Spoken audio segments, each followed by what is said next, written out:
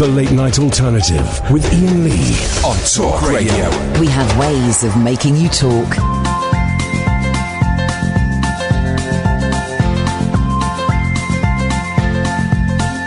There's a voice that keeps on calling me. Down the road, it's where I'll always be.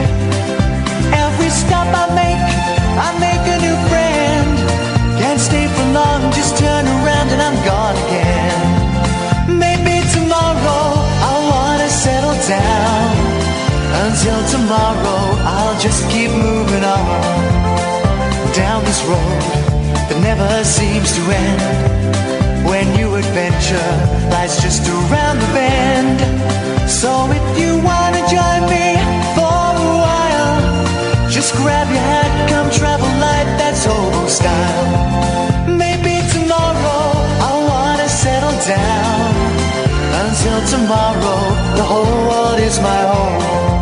So if you wanna join me for a while, just grab your hat, come travel light, that's hobo style. Maybe tomorrow I'll wanna settle down.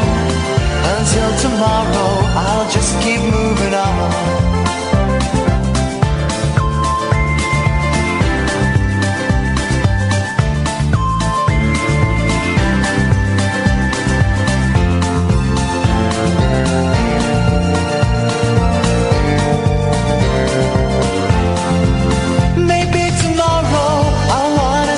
Down. Until tomorrow, I'll just keep moving on.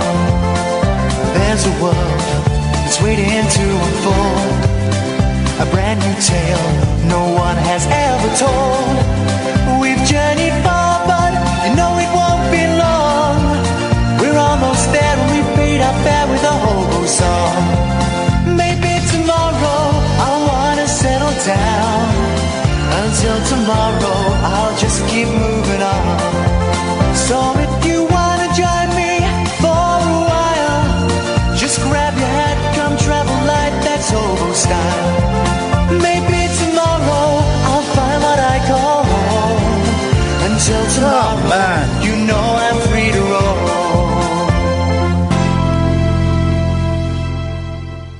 Who gives a shit about the royal baby? I mean, with the greatest of respect, Catherine winced then. Catherine actually winced then.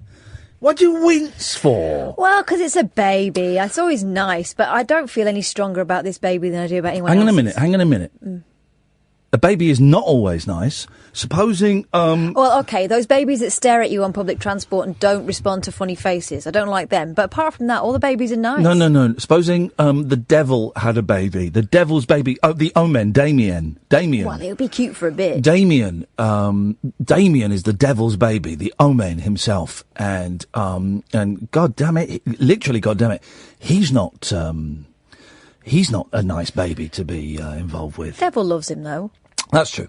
But I was about to say something, but it doesn't actually need to be said, so I'm not going to say it. Is that buzzing? Buzzing might be me. We've got a lot of equipment in the studio tonight. Is that buzzing me? I think it might be me. Got a lot of equipment in the studio this evening. A lot of equipment. 0344 499 1000 is the phone number. I don't wish the baby ill. I don't wish, I don't wish a pox on the baby. I've left my bit of paper with the instructions on. It's out there.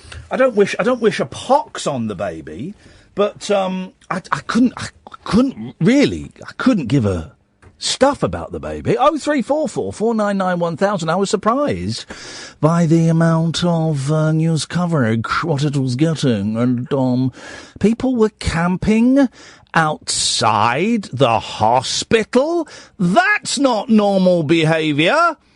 That's not a normal thing to be doing. Camping outside the hospital of a baby that has nothing to do with you. What on earth were you thinking?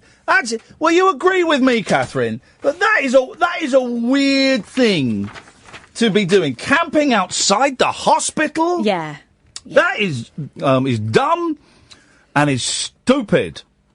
And someone who wouldn't sink to those levels, Alan Caddick.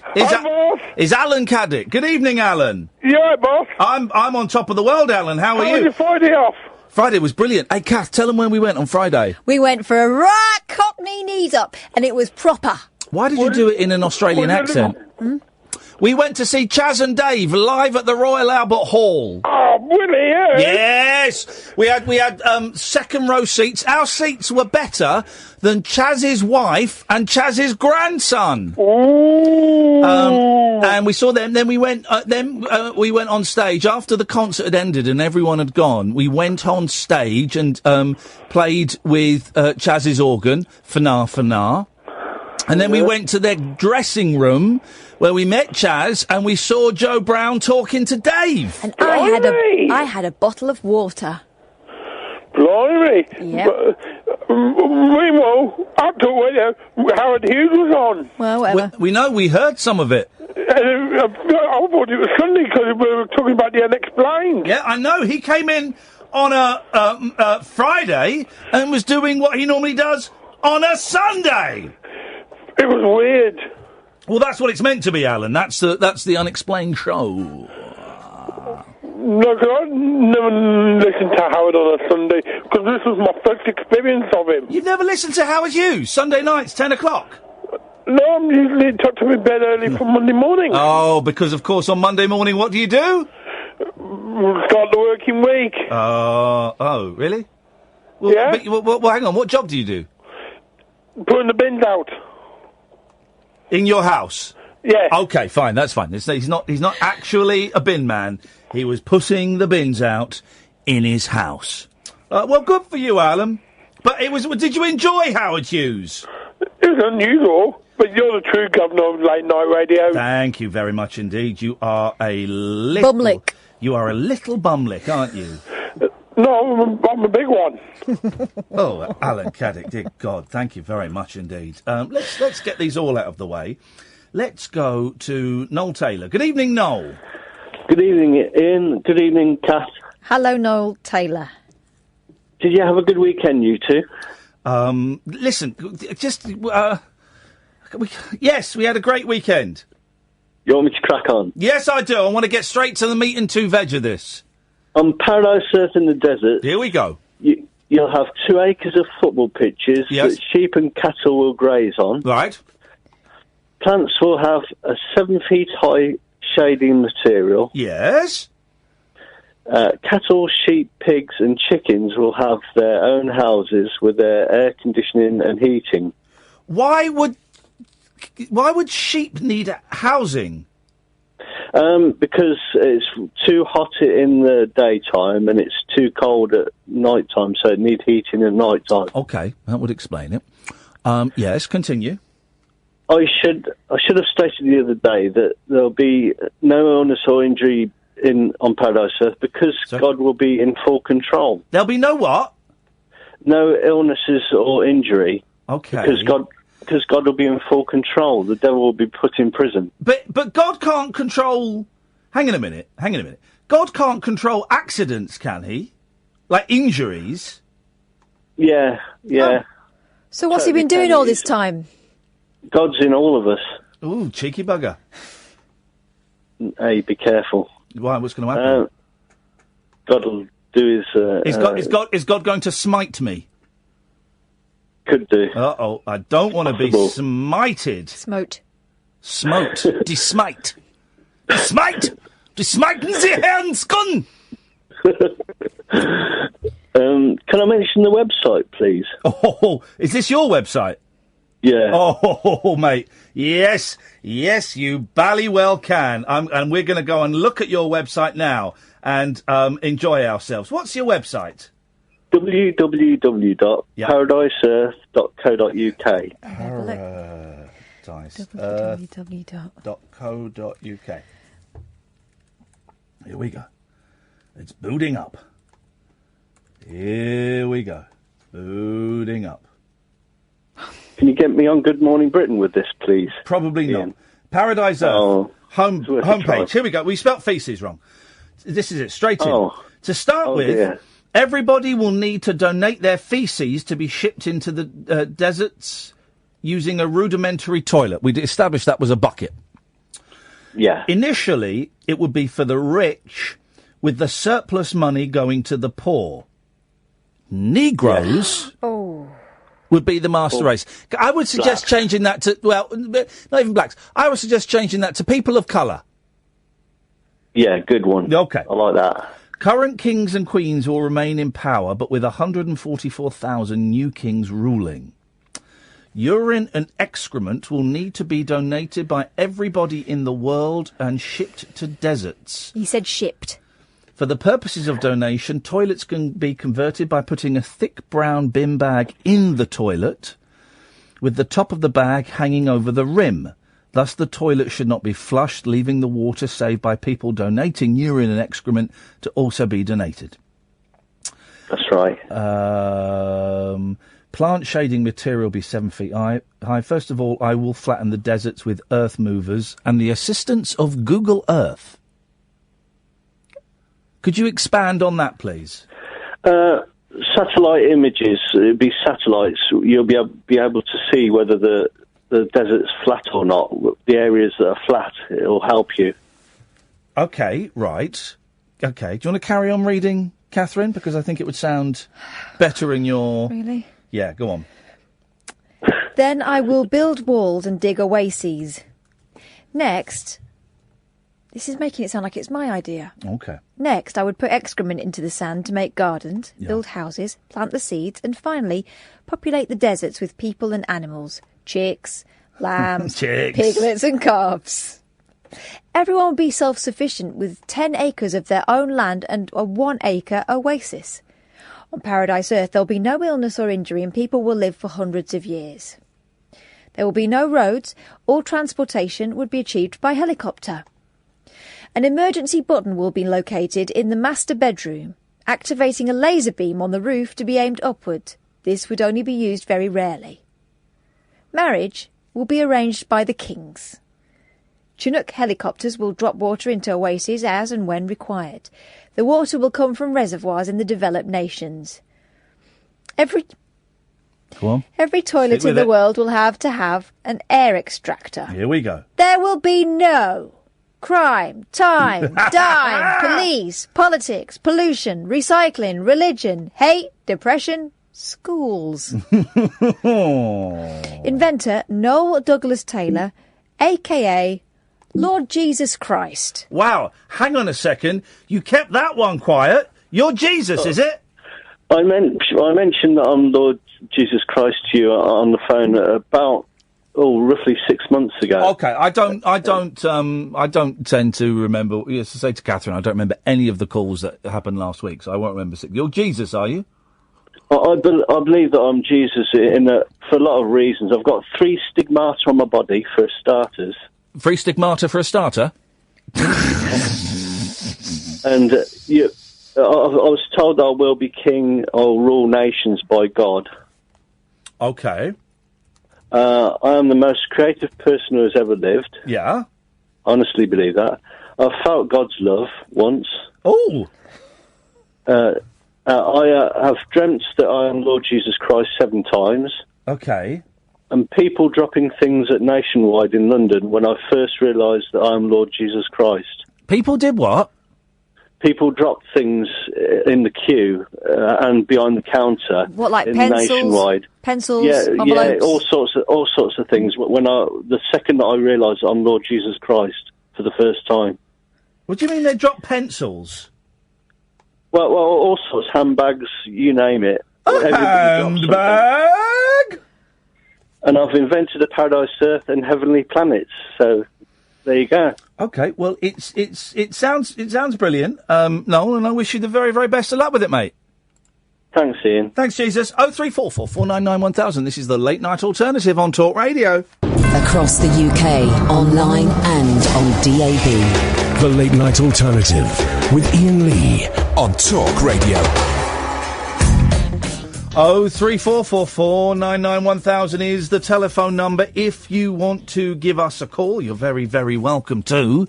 I suspect, Dr. Twitter has diagnosed that I have a trapped nerve, or maybe 3. I don't know.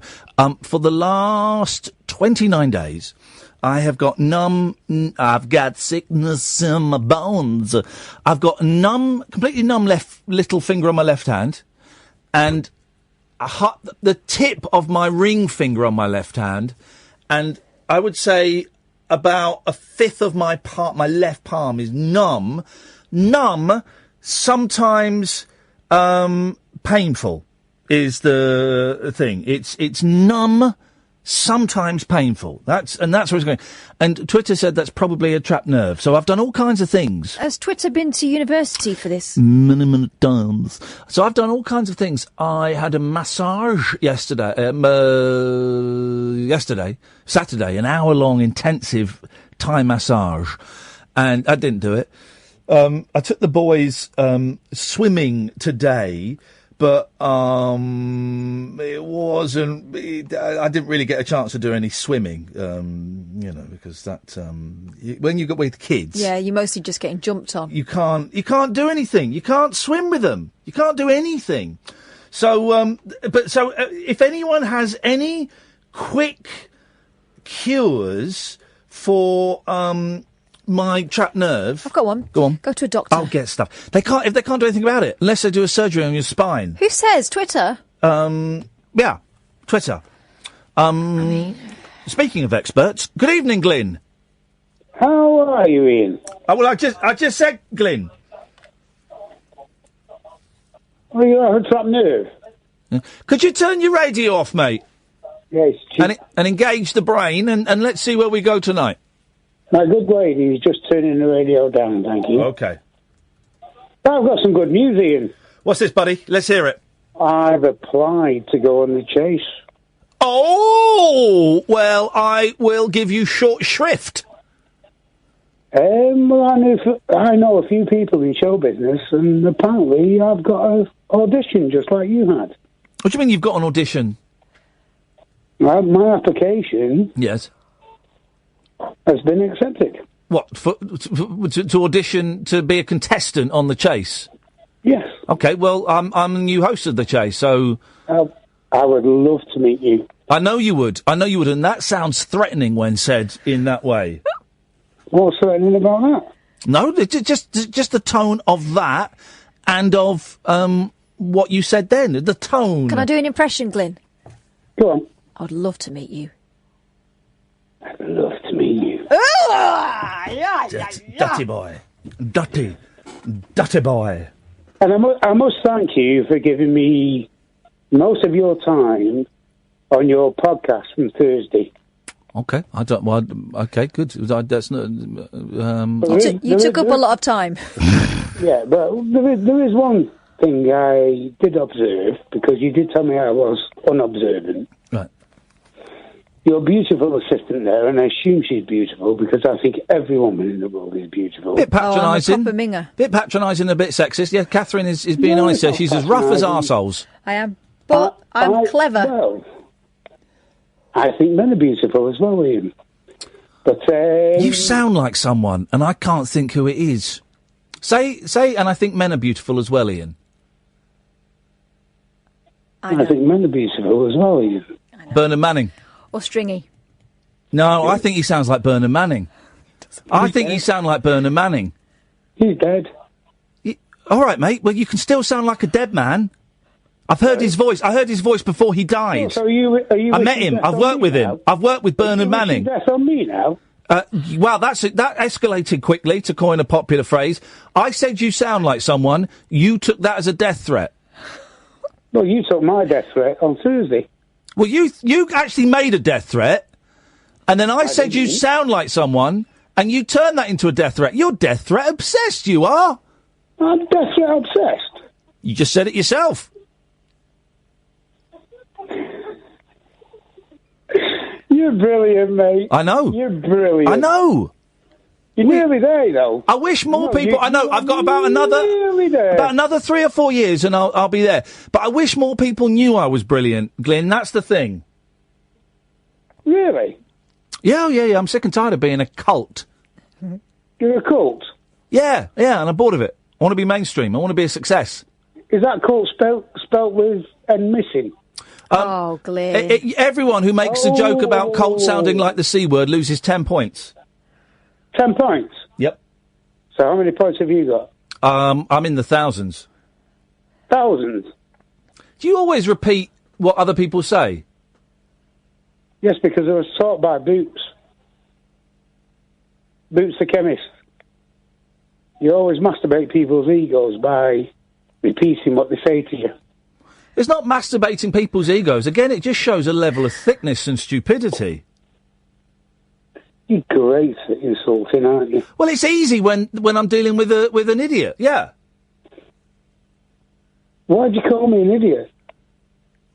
Because you're being idiotic. You're trying to outsmart me with the gags and the lines and all of this stuff, and you're nowhere near my level, Glynn. Nowhere near it. Well, what's your level, Ian? Stop asking questions. Well, I'm asking you, what's your level? Very, very high. Ultimate master. Scale of 1 to 10. 10. 10. There you go, repeating things again, and it's. Let me tell you now, it's not masturbating my ego, and in fact, none of the people in Boots I've ever met have repeated what I've said back to me. They've all been very, very smart, and when I've asked them for something, instead of repeating it back to me, they've either said, yes, we can find it, or no, we don't have it in stock. So what you were taught was nonsense, mate.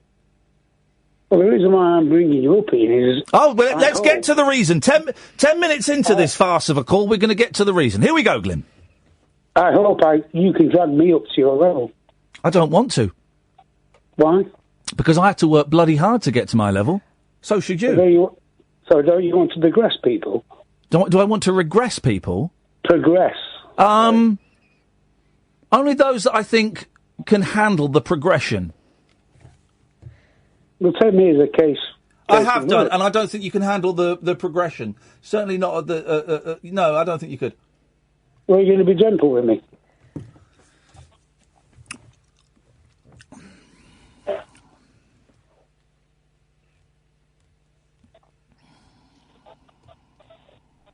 You still there? Yeah. Well, be gentle with me. Help me. I don't think I want to. You don't? No, not with you, Glynn, no. Okay. Is that the end of the conversation then, Ian? Well, carry it on if you want. I'm kind of, in a perverse way, I'm enjoying myself, mainly because Catherine has sat back and is listening to the show as a listener instead of as a contributor, which always makes me think I'm doing something right. Well, I can always do a person at silence if you wish. Okay, then, let's do it. Okay, let's not talk. That wasn't silence, that was a noise. No, I was breathing. You were deliberately inhaling noisily through your nasal cavities because you're afraid of silence. Well, in my simple world, that's called a nose. Yeah. You're afraid of silence, aren't you? When was the last time you sat down in a room and turned everything off, radio, phone, TV, and sat in silence for an hour, just with your thoughts? When was the last time you did that? I'm hoping it's going to start now. No. When was the last time you did it?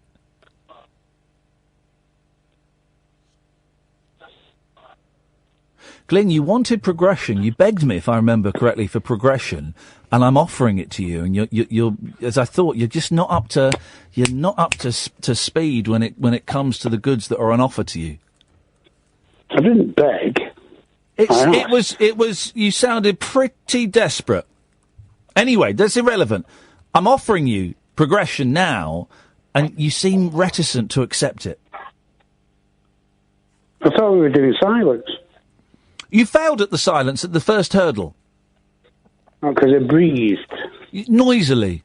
Aggressively. Well, I suffer from hay fever, unfortunately. You breathed aggressively. I didn't breathe aggressively. How can you breathe aggressively? Well, you did it very successfully. Okay. Should we start again with the silence? No, we've gone past the silence. And I'll hold me breath. You failed the silence. You failed the silence. What a sentence! God, that's the most cutting sentence a human being can say to another human being. You failed the silence? I just hold my breath. You failed the silence, Glynn. What silence did they fail? The one that we were establishing. You failed it. How? By being noisy. Well, by having hay fever and breathing it. Yeah, okay. How do you feel on a scale of 1 to 10? How do you feel this is going?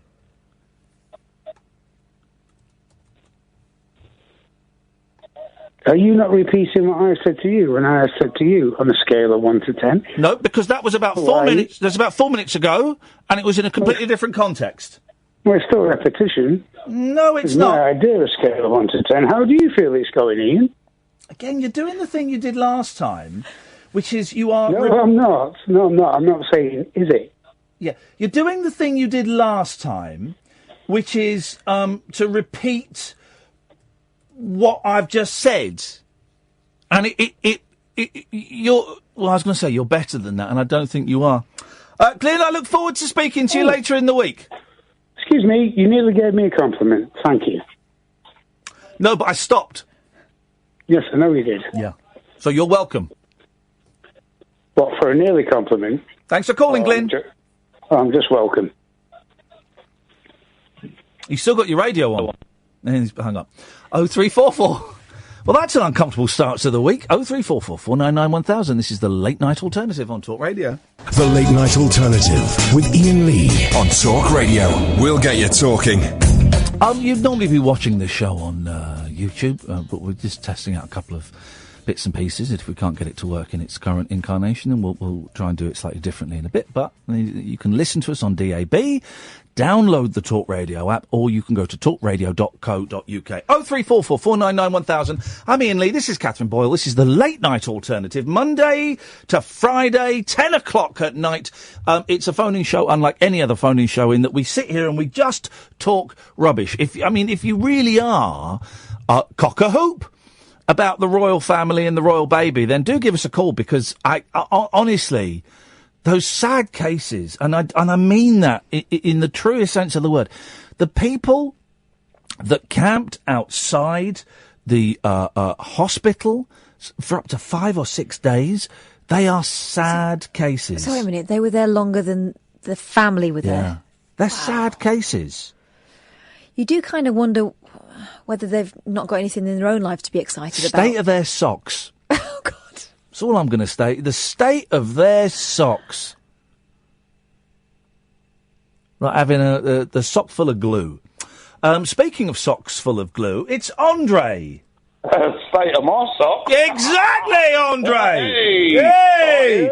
All right, Kath. Hello, Andre. Oh, a few more words added there, not so economical. Well, Ian, it's me almost old mucker. Christmas. Oh, thank you. Oh, Christmas, don't talk about that. Oh, Ian, I've got a bit of a problem. Have you? Is it alcohol? No, it's not, actually. Oh, go on, mate. It's along them lines. I think the other week, about 2 weeks ago, I was on a bit of a slippery slope. I had a shandy, yeah? Yes. And I really wanted another one, but I didn't. Yeah. Okay, are you proud of me? No. No, are you? I don't know what you're saying. I had a shandy. Right. A lager shandy, yeah? Yes. As you do. Yes. As you do. Yes. But I thought, should I have another one? But I didn't. I walked out. Okay. And that was my lot, yeah? Well, good for you, Andre. I'm waiting for the punchline where you went and had a load of beer. No. Was you going to think I was going to get... I thought you were going to have a lot of beer. Yes? Oh, you're there. Oh, I'm there. Ian, I might have a tune coming on later for you. Oh! It's not Morrissey, is it? Because we've gone off Morrissey since he became a racist. No, I've got something. I'll feel it in my water, yeah? By the way, my mate Scott Balcony does brilliant T-shirts, did a brilliant Gutted About Morrissey T-shirt that was tweeted by J.K. Rowling. No, well, I want a good T-shirt of Morrissey. If there is one. Well, I don't know if there is anymore. Yeah, there used to be. Now, please turn your radio off, Andre. Oh, sorry, I can't hear you. The radio's on. Hold on. Right, Ian, if I turn my lappy on later, yeah? Yes. Can I sing a song? Mate, I can't think of anything I would rather experience. Right, well, that's it then. You're talking my language then, so I'll look up. Speak of the language. Later. All right, mate, thank you. Yep. Yeah, Hop, cheers, Ian. Hop, 2, 3, 4. See you later. There we go. Don't bother answering that one, please, Sam. Thank you very much indeed. 03444991000 is the phone number. This is the late night alternative, and at last what generally happens after the weekend, the fruitcakes have been champing at the bit to get on, and so the first 45 minutes of a Monday show is then being flushed out of the system, and we've done that now. So I'm hoping that we can start getting to some proper meaty phone calls, if you could be so bold, please. 03444991000 is the telephone number.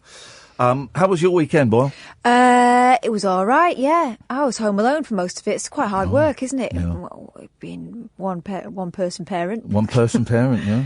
Outnumbered by sprogs. But we had fun. Went to the fair? No one died? We went to the fair. Bonus? No one died, but someone got completely rinsed out. That would be me. The kids had a great time. I consider this weekend a success. I didn't take drugs or get drunk. That's a bonus. That's a bonus as far as I'm concerned these days. So I survived that. Lots of... What did I do? Oh, Saturday I went for I went out on my scooter. Sorry, mate. Oh, yeah. News on that. Yes. There may be life in it. They may be able to resurrect the scooter. They're going to fix your scooter? Yeah. Outrageous. And if they do, I'm going to be going for some burn-ups. We need to start the I&K BC. We do. The Iain and Catherine and Iain bicycle... MC, motorbike club. They call it a chapter. Oh, well, as I was coming home from Windsor on Saturday, I noticed there was a chapter ahead of me. Oh, yeah. Lots of older men wearing leather waistcoats over their denim jackets, riding low, far slung back motorcycles. What were they called? I thought from a distance, I thought it said Red Devils. It was something like the Red Lobsters. Oh. Sorry. Or something. But they were all, what was weird, right? They were all like, there were traffic lights and they were about 6 or 7 cars back, these 5 motorbikes. So I buzzed up the bus lane, which you're allowed to do, and I overtook them. How did they feel about that? Well, then they honk you. Then there was then one of their girlfriends jumped off the bike and ran after me. She was called Rizzo, and she pulled out a switchblade and she slashed my tyres. No, then they kind of caught up with me, and then they like burning it up. But then I just kept overtaking them. I kept overtaking them. I think I humiliated them. I think I destroyed their confidence. So I did that, and the massage was good, even though the woman had only been doing it for 3 weeks. Had she? Yeah, but she was very good. She was very good. Did she walk on you? She didn't walk on me. It was bloody painful, though. Bits of it painful. And then... Saturday, went to a meeting in the evening. Oh, we played video games in the evening. Did. If you have you seen A Way Out? Right. Well, me and Kath were playing it at the weekend. I haven't seen it. For those who don't know, The Way Out is a game on a PlayStation Model 4, and it's 2 players, and you play it in different houses online, and one of you gets shouted at, and one of you can't work the camera, and you have to escape from prison. You have to escape from Leo and Vincent, I think their names are. Which one am I? You're the annoying one. Leo. You're the one. Just geeky for a second. This is mainly for you, Sam, but other people at home will identify with this, right? So Kath, with split screen, and I'm doing one thing and Kath's doing the other thing, right? But Kath is doing that thing, and I hate to... Okay, I'm not gonna gender stereotype. Kath is doing the thing that people who don't know about games do, where suddenly they're walking and then they look up at the sky.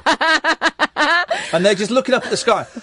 Or she had an unusual take, is that it's called a third-person game. So you look over the shoulder of the person you're controlling. Or, in Kath's case, you look at their face as they're walking towards you, so you can't see what's in front of you. we played for 2 hours, and most of the 2 hours is me going, use the effing right thumbstick! The thing is, I've never had a PlayStation before. I was a Nintendo girl, so I never had to operate the camera before. They still had cameras in Nintendo games! No, they did not in the ones I had, and I found it very confusing. I'm getting used to it. I've only had it 2 weeks. But honestly, man, I was in hysterics. And there were genuine moments of excitement, like the bit when we're running away from the dogs. They released the hounds. It's all quite... We were jumping over logs. It's all quite slow and sneak. You got to sneak through bush. You were really good in the bush. And hide from coppers and stuff, because you're broken out. And then suddenly... Before that, right, yeah. I don't understand how we didn't get busted, because we were making a lot of noise in those cells. Have they not got any CCTV in that prison? Also, you were only talking quietly to the guard, and you could hear me going... Yeah. It's like also, unscrewed the first wall. 20 minutes of the game, there's me getting hosed down. I'm having a shower and a strip search. 20 minutes. And Kath stood there. I was just waiting. Kath went and sat on a bench. I was going, look around. There's got to be something for you to do. There's got to be something for you to do. At that point, I didn't realise there were little hint arrows that you had to follow. So I just thought, well, all right, he's busy. I'll wait. I wonder if escaping from a real prison will be quite so simple. I don't think you get given those yellow dots that you have to follow and go to and things like that. If you do, that's a serious security flaw. Man, it's a great game. Only one of you needs to buy it as well, and it is an absolutely... I mean, it's stupid, it's silly. I think it was like 22 quid or something. I don't think you can really slide down telegraph poles with hangers. Coat hangers. Here's the thing, and by the way... I wouldn't try it. Can I just say, Thursday night, me and Kath are going to the launch of the new Tomb Raider game. And I got an email saying, Ian, we'd like to invite you to the launch of the new Tomb Raider game. We'll get a car to pick you up and drop you off. So, all right. There'll be a bar and food, and it'll be the first chance to play the new Lara Croft game. You'll also receive a goodie bag. In it will be an Xbox. What? What? I've got an Xbox already. My boys have got an Xbox. That's 2 Xbox. I haven't got an Xbox. Well, okay. So I'm going to have 3 Xboxes. Oh. I might sell it on eBay, but I'm not. If they're going to give me a free Xbox, of course I'm going to go. So we're going to go and do that. My nephew might be coming. I'm just seeing if that's fine. So we're doing that. But it did get me thinking that I'm going to be 45 really, really soon, guys, in about 5 or 6 weeks. And when my dad was 45, he had fishing and shagging women that weren't my mother. Those were his 2 outlets. And I think if he'd have had an Xbox, genuinely, if he'd have had an Xbox, I think it would have, I think he would have been... Would he stayed in? I think he'd still be... Xbox would have stopped him getting cancer. No, I think he would have... I don't know if he'd have stayed in completely. He'd have probably met some honey online, playing Uno. But, no, I suspect... I think it would have been much better for his... What I'm trying to say is... that I was trying to work out if it's a good thing that men and women in their 40s and older play video games. Whether it is Arrested Development... And, we're all kind of 15, whether it is, I remember us being kids and being told, well, the only problem in the future you're going to have, what's the line from Head? The tragedy of your time, my young friends. No, that's not, it's a different thing. Is that you may get exactly what you want. No, we were being told that we would all have leisure time. Because everything would be automated and we'd all have leisure and all of that. So maybe it's some kind of throwback to that. But or is it a good thing that 45-year-old men play video games? I think so, right. My grandparents, do you know what they had that they carried on doing until they couldn't do it anymore? Yeah. Ballroom dancing, right? Ballroom dancing! And that's what they used to do when they were 15. What's wrong with that? So you're saying that this PlayStation is a new ballroom dancing. Is a new ballroom dancing. I can dig that.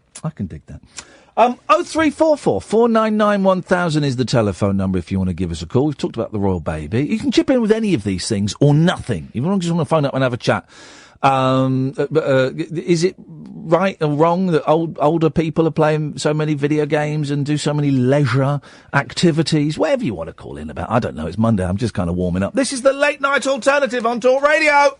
Late night conversation worth losing sleep over. The Late Night Alternative with Iain Lee on Talk Radio. We have ways of making you talk. 03444991000 is the telephone number if you want to give us a call. Oh, man alive. You know I said that we flush out all of the nut jobs within the first 35 minutes? I was incorrect. Good evening, Paul. Good evening, Iain. Good evening, Kath. Hello, Paul. Hey, I drove through Stoke Poges.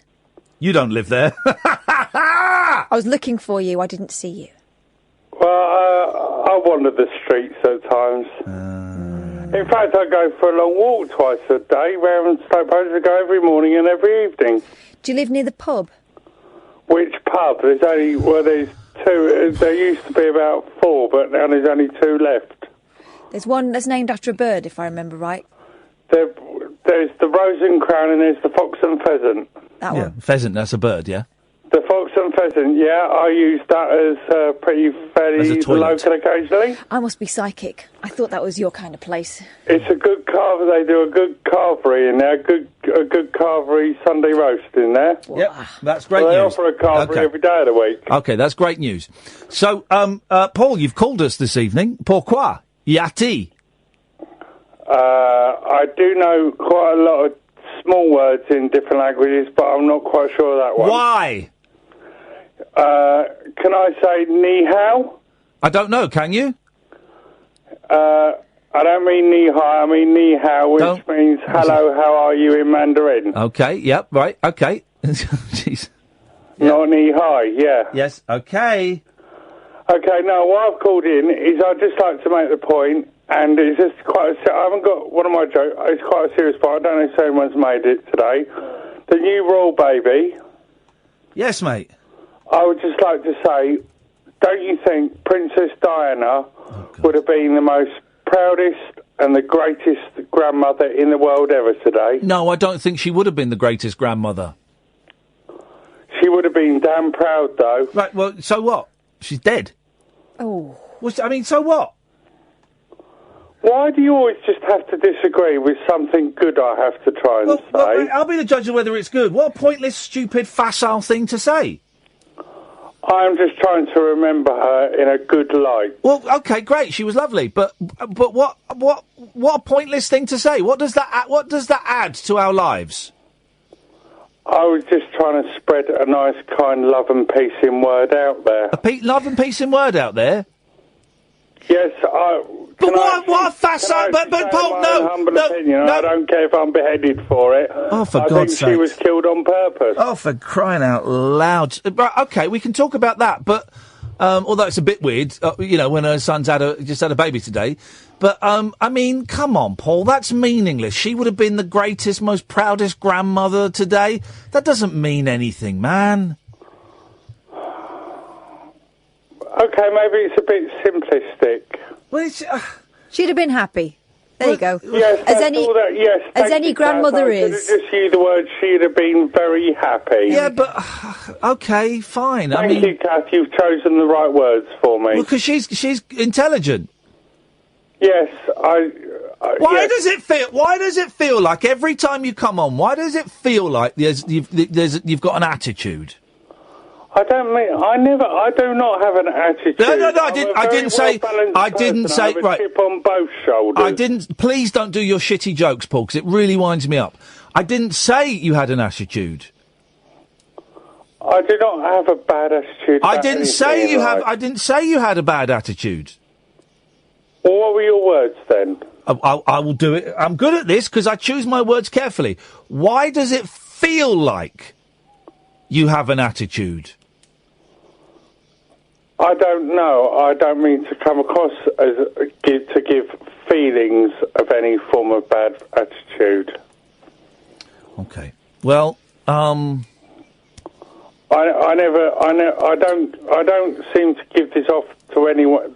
Feelings of a bad attitude to anyone else in my life. Okay. Maybe other people just aren't as honest as me. But thanks anyway, Paul. Love and peace. It's peace and love, but never mind. You looked at me then, Kath, as if I was Amir Khan in the ring trying to go on beyond the 40 seconds. Come on. Let him go. Come on, he's not worth it. It just winds me up. No, he does. Something chronic. No, We heard him in the car the other day, phoning up James Whale, and I just went. Yeah. I think it's just you get the feeling that he tries very hard. It's just I think he really wants you to like him. I know he does, and maybe that's the problem. All I know is it's always hard work regrouping after something like that. The YouTube is back up now, just a one-camera thing. You can watch it on periscope.tv/Iain Lee or go to youtube.com/Iain Lee. And if you want to see us playing video games, then you can also see them on the YouTube channel.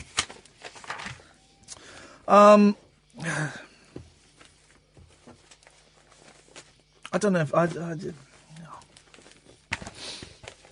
know. I just had a meeting with the producers of The Chase today, and What? Go on. well, I made.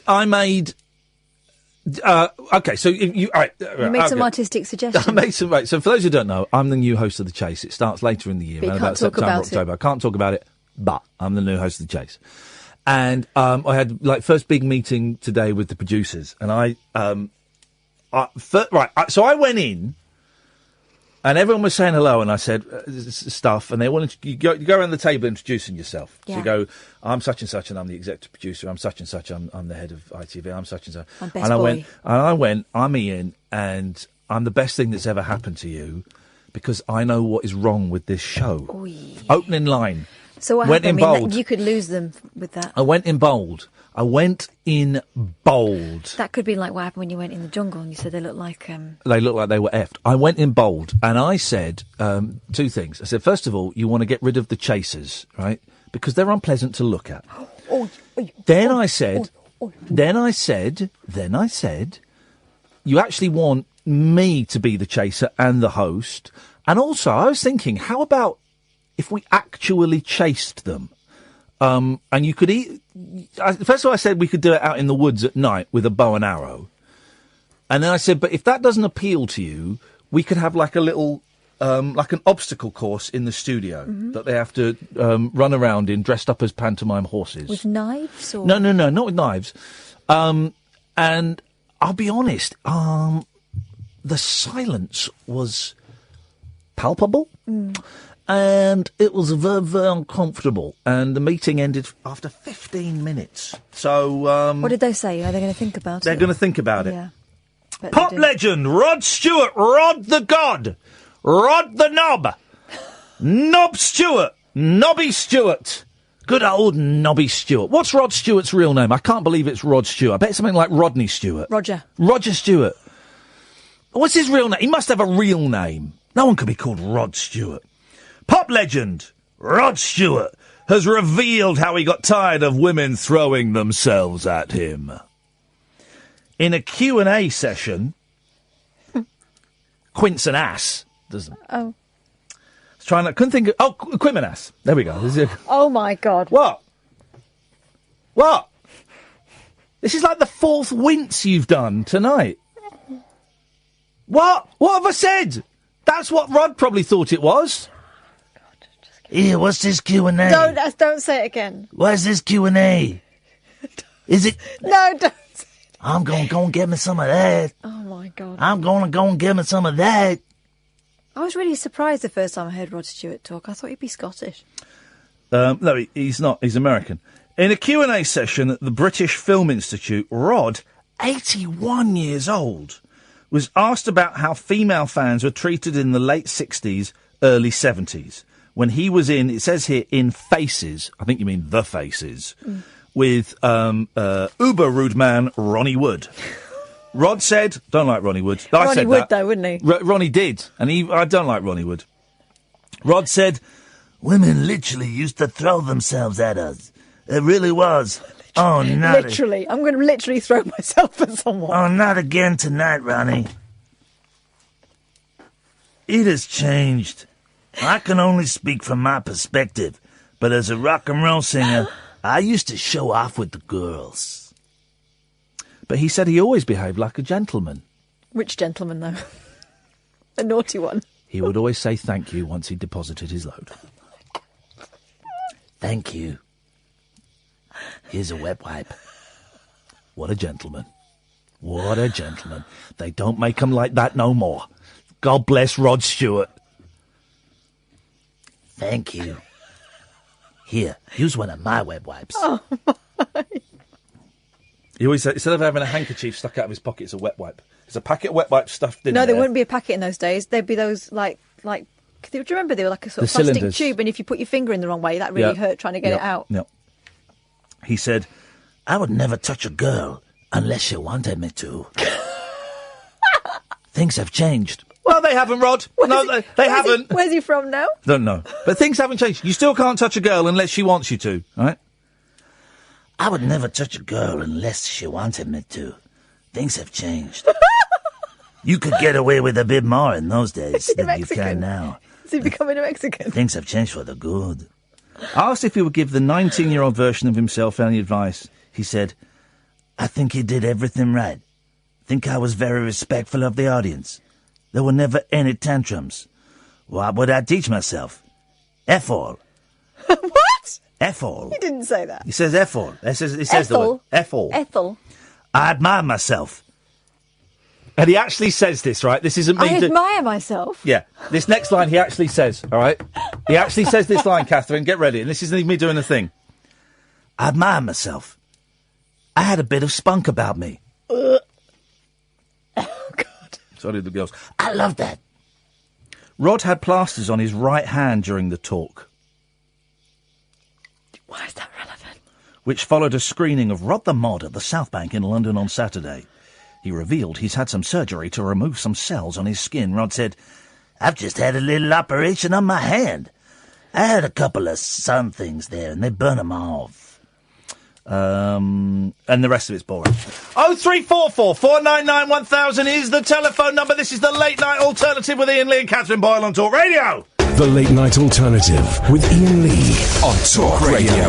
We have ways of making you talk. Well, I'm not the kind to kiss and tell, but I've been seen with fire up. I've never been with anything less than a 9. So fine. I've been on fire with Sally Field, gone past with a girl named Bo, but somehow they just don't end up as mine.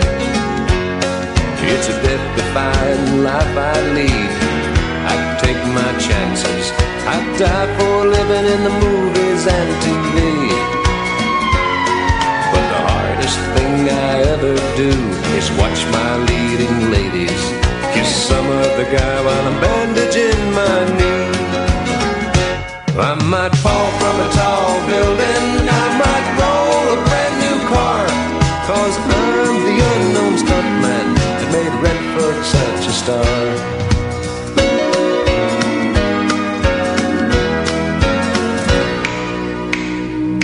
I've never spent much time in school, but I taught ladies plenty. It's true, I hire my body out for pay. Hey, hey, I've gotten burned over Cheryl Teague's, blown up for Raquel Welch. But when I wind up in the hay, it's only hay. Hey, hey, I might jump an open drawbridge or Tarzan from a vine, 'cause I'm the unknown stuntman that makes Eastwood look so fine. Here we go.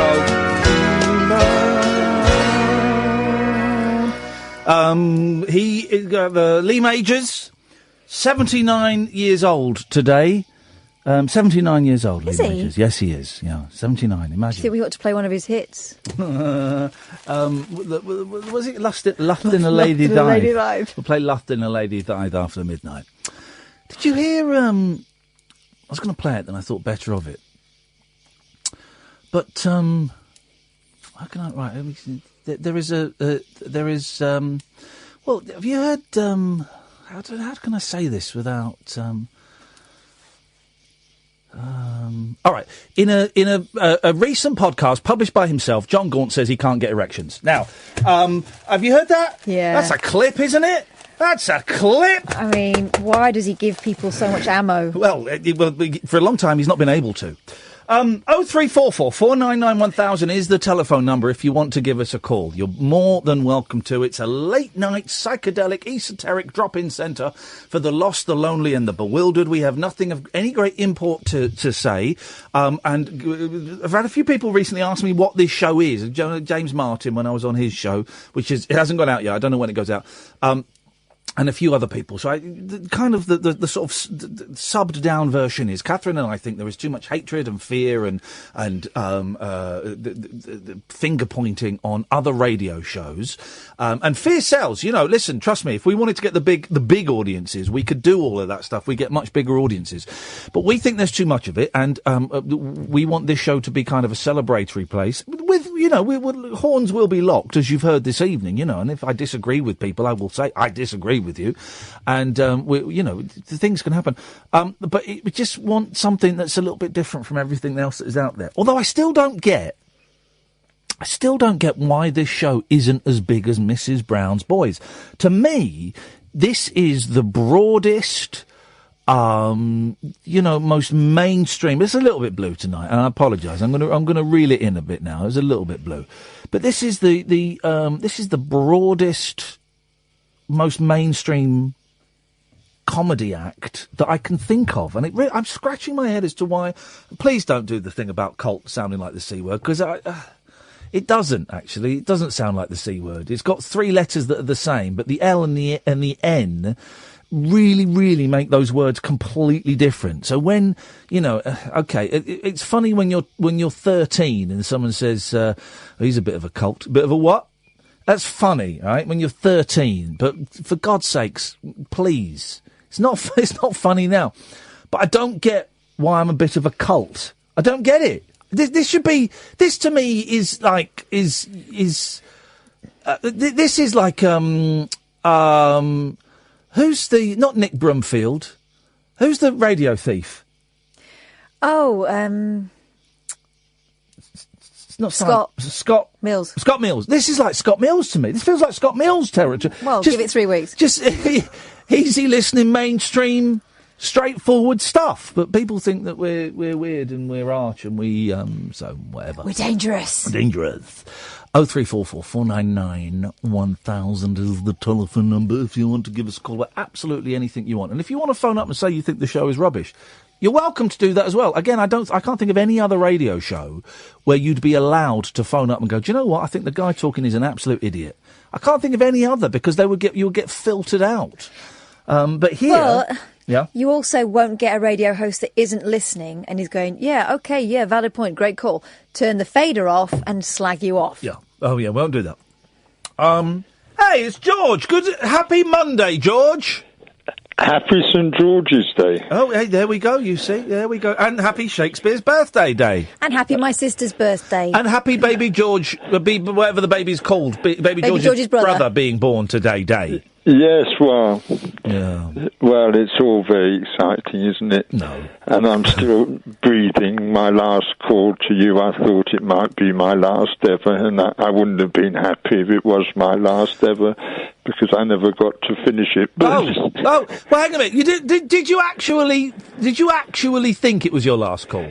You're not feeling poorly or anything, are you? No, oh, no, good. no. Good. I just wanted to imagine if it was my last call, what would I say? Mm. And you ended my call when I was talking about the Church of Philadelphia. I am going to be honest. You did lose me a little bit towards the end. Yes, I was trying to lay it out that it's all scripted and the script has 7 acts in it, and that. Yes. We are at the end, or coming to the end of the 6th act, which would be contained within the message to the Church of Philadelphia in the book of Revelation. Okay. And it talks about an open door that no man on earth can shut. Now, listen, I do love talking to you, and I love exploring all these things, but for some reason, this Church of Cream Cheese, I feel my eyes glazing over, and I don't know why, and I hope you don't take that personally. This is all scripted anyway, isn't it? So this conversation was meant to happen like this. There was no other way for this conversation to happen. But I do, for some reason, this aspect of your philosophies, I find my eyes glazing over and getting lost. Oh, well, I'm sorry. There's nothing to apologise for. If I'm not able to explain myself clearly, but 42 years ago I was guided by some otherworldly being to read the Bible in a very different way, and to be able to show that everything is script. Awesome. And the first 5 of everything in the book of Revelation are in the past, and what concerns us is the 6th and 7th of everything. But I'm sorry your eyes glaze over. They do, and well, you don't need to apologise, because it's not. I don't think it's necessary. Well, it's not your fault. You're just explaining your thing, but for some reason, that isn't connecting with me on the way that I suspect you would like it to, and also the way I would like it to. Yes, and that's okay. No, it's all the part you're playing in the film, which I think we're scoring goals will be the subtitle to it. I think the main title will be Vision or Mirage ?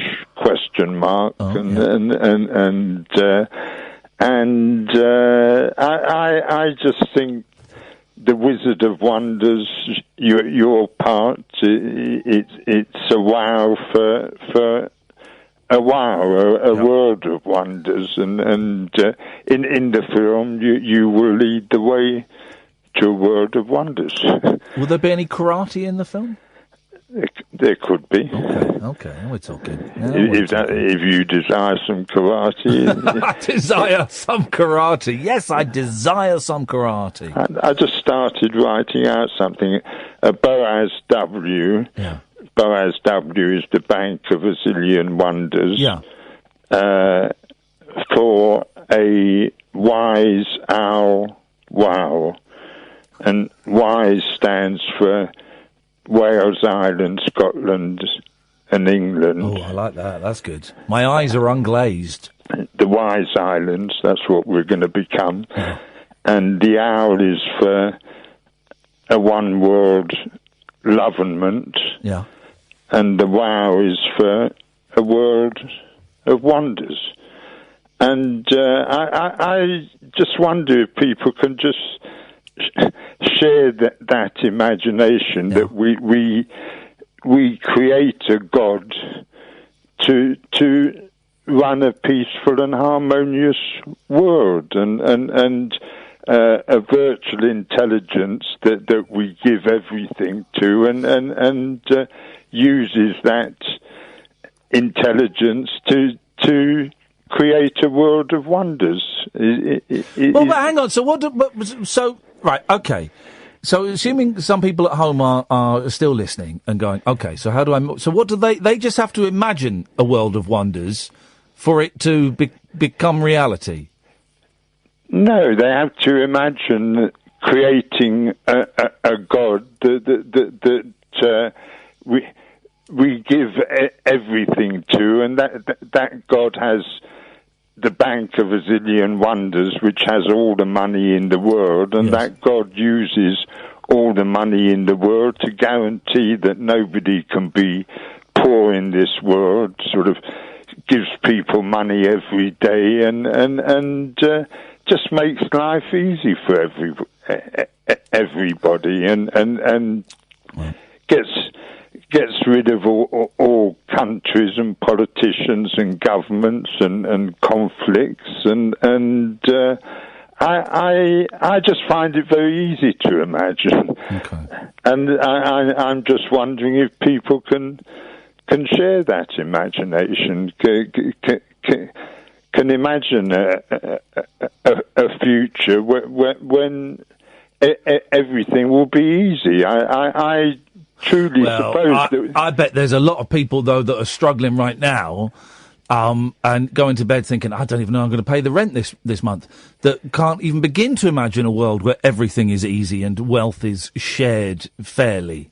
Yes, but the Bank of a Zillion Wonders is going to pay everybody the equivalent of £100 a day to guarantee, as I say, that nobody can be poor, and the Bank of a Zillion Wonders will pay cover all the costs of the basic necessities, so the cost of living will be very small, and the standard of living will be very, very high for everybody. All right, George. Hey, nice one, man. Thank you. Thank you. We'll speak to you later in the week. Take care. Cheers. 0344 499 1000. I mean, it's a nice thought, man. But it's weird, isn't it, when you think about it, that, let's just get heavy for 1 minute, that that people, like, kids die because they haven't got enough food. That's nuts. Not talking about necessarily in this country, talking about in the world. That in the world, kids die because they haven't got enough food. And we've got, like, loads of food. Do you know? And I know it's a really simplistic, but I don't get it. I don't get how that is possible. How I don't understand how that is possible. I'm not saying that a Bank of a Zillion Wonders is necessarily the way forward, but I do despair at the state of the human race. Anyway, 0344 499 1000. This is the Late Night Alternative on Talk Radio. The Late Night Alternative with Iain Lee on Talk Radio. We'll get you talking. 0344 499 1000 is the telephone number. The Late Night Alternative on Talk Radio, DAB, your mobile phone or online at talkradio.co.uk. I went and saw my mum today. Oh, did you? Yeah, and it was... I didn't stay about 45 minutes. I've not seen her for ages. And I took the boys. Really busy day with the boys. We went for a swim. They're still on East Holiday. They go back tomorrow. Still? Yes. So we went swimming because it would be empty, which it was. But then I got really self-conscious in the leisure pool because I could see all of the lifeguards. They're like 15 years old. Kids, yeah. They recognised me. And so they're all looking at me. And I haven't been out in public almost naked since I left the jungle. And she's like, you're almost naked. You're basically in your pants. Getting wet in your pants, and I could just see them. So it was quite an uncomfortable. I'm in there for an hour and a half, man.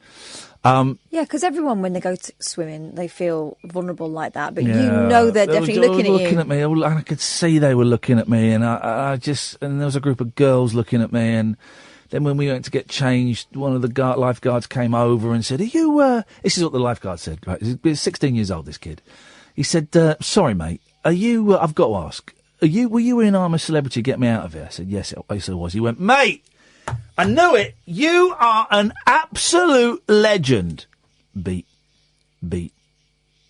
What was your name again? Whoa. Some legend, huh? Some legend. And so we did that. Then we went to... That is weird, though, how people feel like they have to come up to you and say something. No, but then let on that they don't know who you are. Yeah, it doesn't matter. And then we went and saw my mum in the care home. And, I don't know. Maybe I shouldn't have gone to that. I've not been for ages, and the boys haven't seen her for a long time. And we went, and she was having lunch, so I kind of fed her a lunch. And then we went out into sort of like the gardens, and the boys, we had the dog and stuff, and then she just burst into tears. Oh. She just burst into tears. She got really upset. I tell you what happened. As we were going in, my eldest asked me a really, really good question. Two really good questions. It really got me thinking. And I thought, whoa, that's great.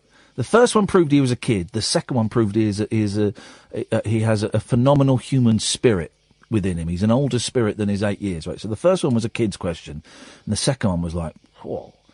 So the first one was, Dada, if you could give all of your money to someone and they would bring your dad back to life for one day, would you do it?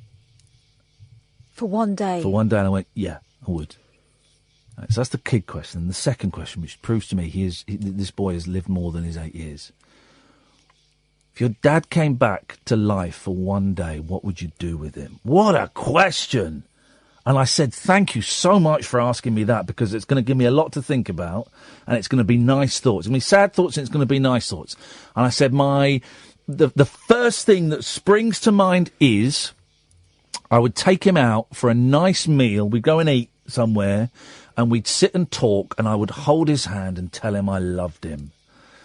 And I said, thank you for asking me that, because that is a great question, and that's going to give me a lot of food for thought, so thank you. So that was my thing. So then we went, and this was as we were signing into the care home. And, hey, Toby Foster's listening. Hey, Toby. Toby's just been to see the Bare Naked Ladies in Birmingham. Oh. He says they were terrible.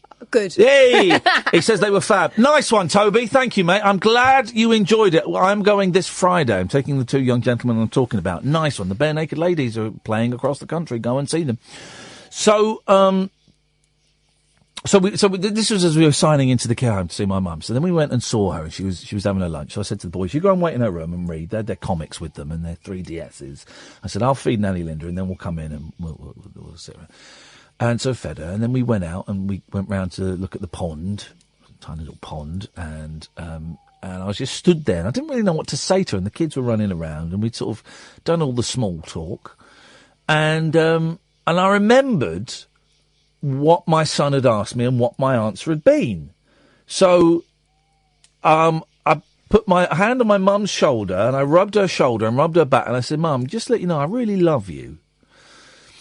And that sent her into tears. I can see you're tearing up. Sorry, because I know you've had a passing recently, so I'm not. It's just reminding me of the last conversation I had with my gran. Oh, mate, I'm sorry. No, I was lucky I got to hold her hand and talk to her. Yeah. Do you want me to stop? No, it's fine. Do you want, you can leave the premises? No, I'm all right. It's okay. So I said that to my mum, and get Iain back, because I'll speak to Iain in a second. And she burst into tears, and I said, what's wrong? And she said, I effing hate this place. Yeah. And she's in a care home, and with a lot of people who are very severely disabled. And she said, I hate this place. I said, I know you do. She said, I just want to go home. And I said, well, Mum, you know, I've looked at every option. And this is it. This is the best I could come up with, and I feel I've let you down, but honestly, this is the best thing in this situation I could come up with. She said, I know you did, and I know this is the only option. And I said, you have been dealt a really bad deck of cards, really bad hand of cards. And I said there are two options, right? I said the first one is you stay here. I said the second one is, and this is only the second time I've ever brought this up, I said the second one is that you end your life.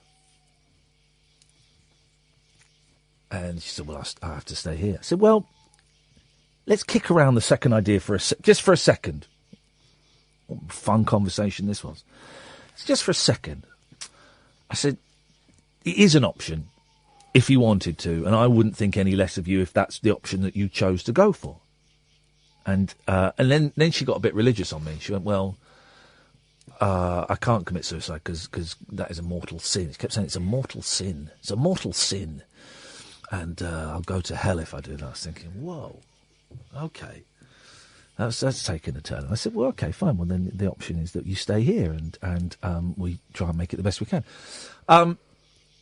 And then we went back in, because my youngest had to go to the loo, so we went back into her room, and we left after 45 minutes. And as we were leaving, as the boy said goodbye to her, I could see her start to cry again. And I left as she was crying, because I know that she is inconsolable like that. I know that she will forget that in an hour. And as I left, I said to one of the carers that she's really upset and she's crying, and I know you will, but if you could keep an eye on her. And she said, yes, she does that from time to time. Oh. And I left feeling really, really deflated. And I went not feeling great. I've had a really good weekend. I didn't take drugs or drink, which some of you go, yeah, so what? Actually, for me at the moment, that's quite a big achievement, so I'm dead chuffed with that. And it was quite a good weekend. It was quite a positive weekend in that I got stuff done and I worked out I can do a live TV show from my bedsit and all of this kind of stuff. But then Sunday night, I went and stayed in the family home in Windsor on Sunday night because I had the boys today. So I had to stay there. And that's where the scales are. And I weighed myself thinking, I've cut down this metazapine drug that I'm taking, which is the one that's making me put on a lot of weight. So I've been eating generally better. So I'll weigh myself and I'll be, around 15 stone. I was over 16 stone, man. I was over a stone more than I was expecting it to be. And I just thought, you fat, pathetic. And people go, well, you're 6'4", and I get it, right? I get it. It looks better on me than it might look on someone who's 5'6". But it's perception. It's how we perceive ourselves is the issue. And I just felt, and I sank. And I texted you and I tweeted, which I don't know why. I tweet because I've got no one there that I can sit and talk to and go, I feel this, and this. And I really sank and I felt miserable that I'm living in a crappy bedsit and miserable that I'm overweight and all of this stuff. And then seeing my mum so upset, and I felt guilty because I've not seen her for ages. And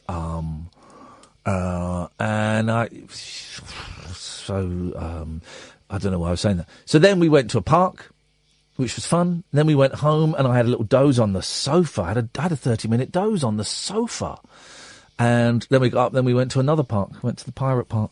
And then we went to Costa. And that was the day. That was the day. 0344 499 1000. This is the Late Night Alternative on Talk Radio. The Late Night Alternative with Iain Lee. On air and off the leash. On Talk Radio. 0344 499 1000 is the telephone number. Good evening, Jerry. Hi, pal, Ian. All right, Jerry, what you got for us? Just want to say, it's good to see your mother again. Yeah. It's good. Just tuned in as you know about it. I've just switched on. So where were you for the first hour and a half? I've not been able to get to the radio. Oh, okay. I missed. Not a lot. It's been a little bit. It's not been the best show tonight. It's been all right tonight, but it feels like we're missing some oomph. Treading water. Treading water. I hate swimming because you have to get to. You can't just give up halfway. Where's your run? You can just stop. So you have to carry on with you drown. Have you been swimming since you've had Parkinson's? It's nice. It's all right on the swimming pool. Just make it out. You get freezing. It's real big spasms. Right. Okay. Massive spasms. Especially those heated pools because you go and you're in there toasted, nice and warm, and you come out home. I tell you what, this is it. This is what I was going to say. This is what they've done at the Windsor Leisure Pool. The miserable gits. Miserable killjoys at Windsor Leisure Pool. You miserable, soulless Autobots. Are they banned bombing? No, they're not banned bombing. Heavy petting. There are 2 hot tubs by the pool. 2 hot tubs, right? They've banned kids going in the hot tubs. What? They have banned, and my boys love going in there. And when there's no one else, and I go in there with them, and when there's no one else in there, they go underwater in there, which is fine. And when there are other people there, I get them to sit down, and if they want to get out, they get out. But it's my youngest's favourite thing. And we went to Windsor Leisure Pool today, and his first thing, before we got in the water, Daddy, can we go in the hot tub? Of course we can. And then there's a sign stuck there, which wasn't there before. Children under 16 are not permitted in the hot tub. Oh. You miserable, soulless killjoys. What justification are you giving? Someone done a poo in there. No, I don't know what it is, because someone will have complained that kids are in there messing about. All right, if kids are in there messing about, if kids are messing about, that's fine. All right, then you tell that kid, oi, out, right? Or you say kids under the age of 16 are only allowed in with a parent. Do that. Do that. That's fine, right? But to say, nah, no one under 16 can go. Oh, get a life. You miserable kids. My youngest was so upset. And they're so well behaved in there when there are other people in there. Miserable gits. Complain. Well, they're going to complain too. I'm going to go on Twitter and someone will go, it's health and safety. How are you going to do? Well, if they're in with their parents, then they're the parents' responsibility, surely. What? Is there a Twitter handle for Windsor Leisure Pool? Let me have a look. No, if you won't go over to the females, senior females are not allowed in the pool, so why should it be for kids? Sorry, females? If you ban females, it'd be sexist. I think it's ageist. Well, I'd say, yeah, but it's different. You're a responsible adult with them. Yeah. Windsor Leisure Centre, would that be the same thing? Yeah, they on Twitter. Windsor LC. All right then. I'm going to get a reply that says health and safety. Hi at Windsor LC. Just wondered why you'd sucked some of the fun out of your pool by banning kids in the hot tubs, even if they are with a responsible adult. An adult, yeah. Hi, Windsor. I just wonder why you'd suck some of the fun out of your pool by banning kids in the hot tubs, even if they're with an adult. Seems a bit mean to me.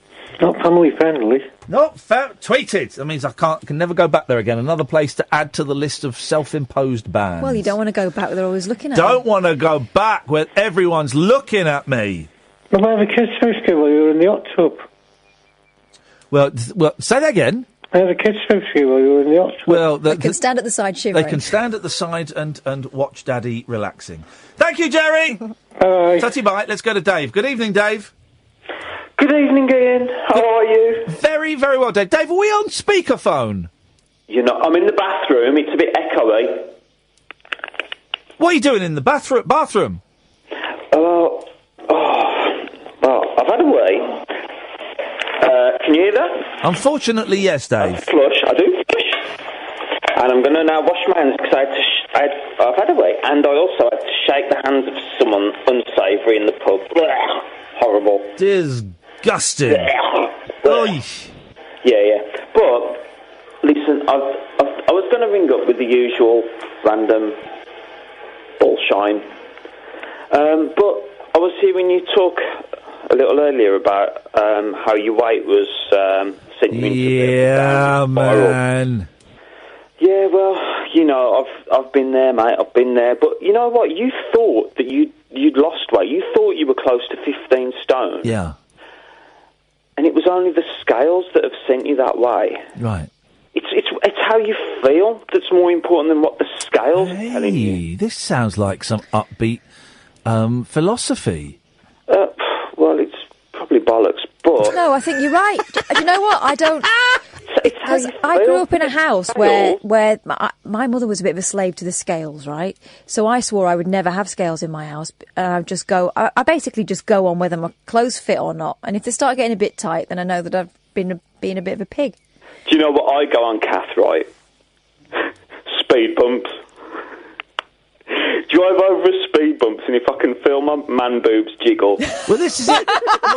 My boobs do jiggle. I've got boobs, and I don't like. Hey, listen, Dave. I've accepted. I'm not going to go back to a 34 waist. That ain't going to happen. I've started buying trousers that are 36 waist, right? And I'm kind of fine with that. I'm not going to go back to the slim thing I was about 3 years ago. I think I've crossed that line. But I would certainly like to split the difference between the two. I would like to split the... Hey, that Twitter feed hasn't tweeted since October 2014. It's when someone last had fun there. So, I guess that isn't going to work. Can you see if you can find another Twitter feed? I'm going to destroy them. But what it is... Yes, then, Dave. right? Yes, Dave. Sorry, Dave. I've had so much trouble getting through, right? I'm thinking that maybe you should divide the nights of the week up into sections of society. Go on, then. Like feeling shunned Mondays, Chinese Tuesday, anxious Wednesday, Ollie Moore's Thursday, and pork pie Friday. So hang on a minute. So let's go through these one by one, because this could possibly work. So I've got Chinese Tuesday. Yeah. Well, you've skipped over feeling shunned Mondays. Feeling shunned Monday. And so who would be phoning that?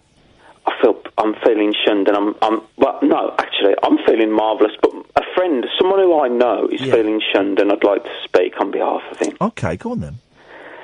Don't you want to know what Wednesday is first? Yes. Yeah, go on. So we've got feeling shunned Mondays. Yes. Chinese Tuesday. Chinese people phoning in? Yeah, there's loads of them, apparently. Yeah, well, there are loads. I don't think, and I'm going to make a sweep, I don't think we've ever had a Chinese person phoning this show. We have. Who? We have. We had that guy who was a student in China and he was miles away from his parents and he was watching them on a webcam. Fair play, that would work. OK, what's Wednesday? Anxious Wednesdays. OK. Oh, God, I mean, that's every day. Anxious Wednesdays, yeah. Mm. OK. Ollie Murs Thursdays. And that mean only Ollie Murs can phone in? Well, there might be more than one Ollie Murs. What about anyone who's a troublemaker? Please don't sing. I'm assuming that's an Ollie Murs song, because I don't know his songs. And then Pork Pie Friday. And what does that mean? God, do you want me to do the show for you as well? I don't know what Pork Pie Friday means. It's got to be Mike... One with it, pork pie hat, you like eating a pork pie. Mike Reid.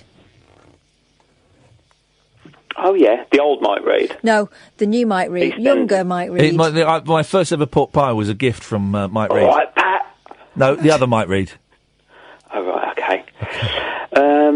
Send them back. That's Mike Reid. He did the calypso. He did a calypso, didn't he? The one with the naturally jet black hair. Yeah. Suspiciously black hair. Enjoys tennis and Cliff Richard. Yeah. So being as today's Feeling Shunned Monday. Okay. It's only Monday. God, it feels so much later in the week than that. A friend of mine, let's say his name's Gordon. Okay. Right. I've been down the pub with tonight. Yeah. So his girlfriend of 7 years has dumped him, right? Oh, no. Yeah, and he's taking it bad. Yeah. And he's got a cat. He's fought to keep the cat, and the cat's depressed. It's off its food. Oh, man, he's like... He's like, what can I do? What can I do? There's no punchline to this. He's genuinely asking me, what can I do? Because I saw my cat today. I don't live with my cat anymore, I've had for 17 years, and I'm not allowed a cat where I am. And she's very thin, and she can't sit down properly. She's on her way out. Velvy's on her way out, so I feel your friend's pain. He needs to give the cat to the girlfriend, because it's clear that it's missing the girlfriend. Yeah. I'd expect a woman to say that. Well... Oh. Or a human being with a heart. Wowzers. Well, I said maybe he needs to get like a sweaty old pair of socks or something, because they're very sensitive to smell. Yes. You know, or used pair of knickers or... Oh, God. It's a cat, not a dog. What was that in the background? Your background? No, your background.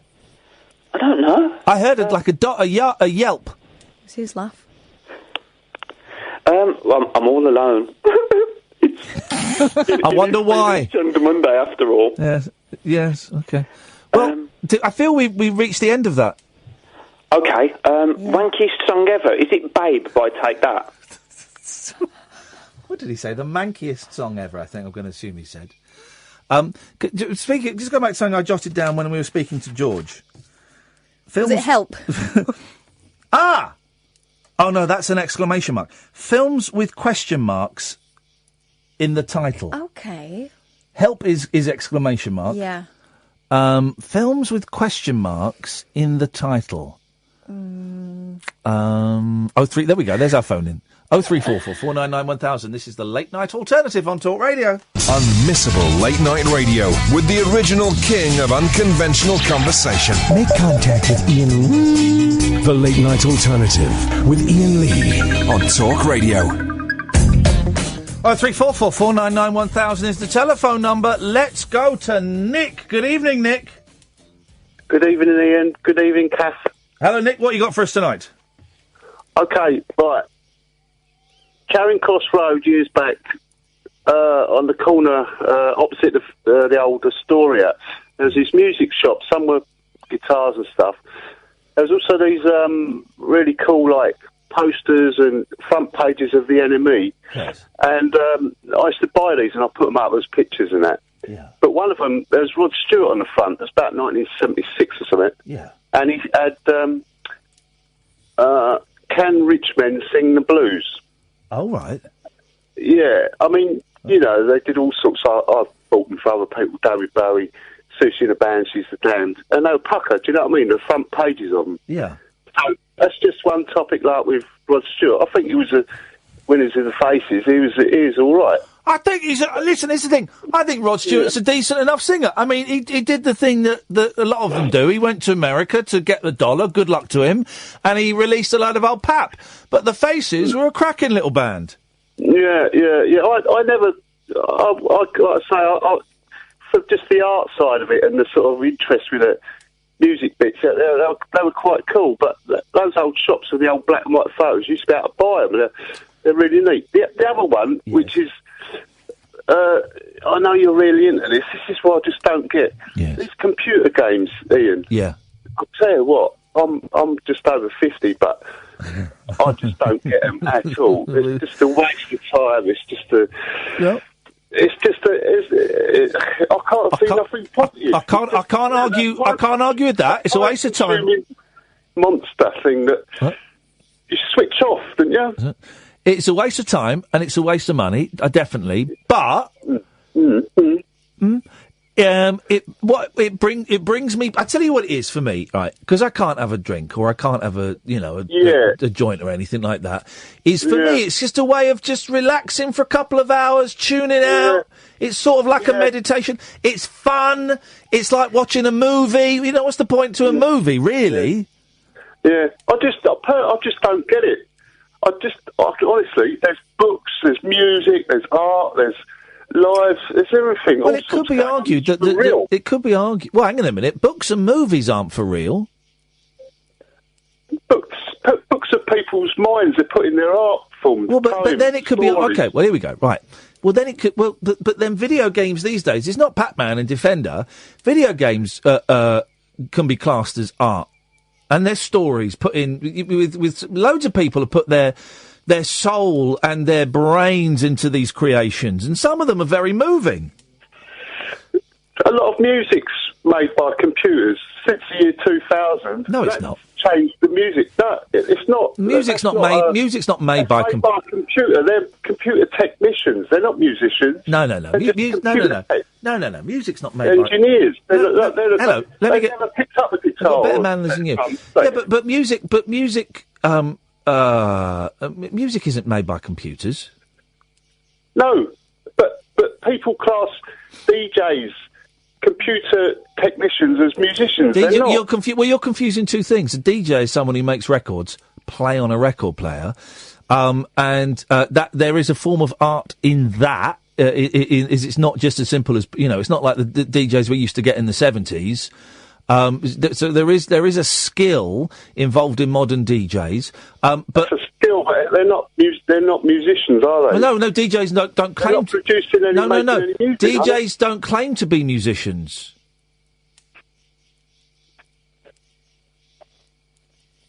Would you say Fatboy Slim's a musician? I'd say he's an artist. Well, exactly. I know it's a bit vague what I'm trying to get through, but I think... what do you mean, well, exactly? What do you mean, well, exactly? But he wouldn't claim... Well, he is a musician because he's a bass player. Well, maybe he's a wrong example, but you sort of understand what I'm saying. Yeah, but you don't seem to understand what I'm saying. Right, here's the thing, right? When electric guitars first came out? Right, when was that? Late 50s? Yes, but it's early to mid-50s, right? Electric guitars. I was thinking about this today, right? All the rock music we heard in the 60s was made on an instrument that was about 12, 13 years old. That's incredible. It's incredible, right? Yeah. And when the electric guitar came out, people went, well, that's not a real instrument. That's not real. No. Whoa. This noise is not music. This is not an instrument. This is just an electric piece of rubbish. My granddad thought that men who couldn't sing without a microphone weren't proper singers.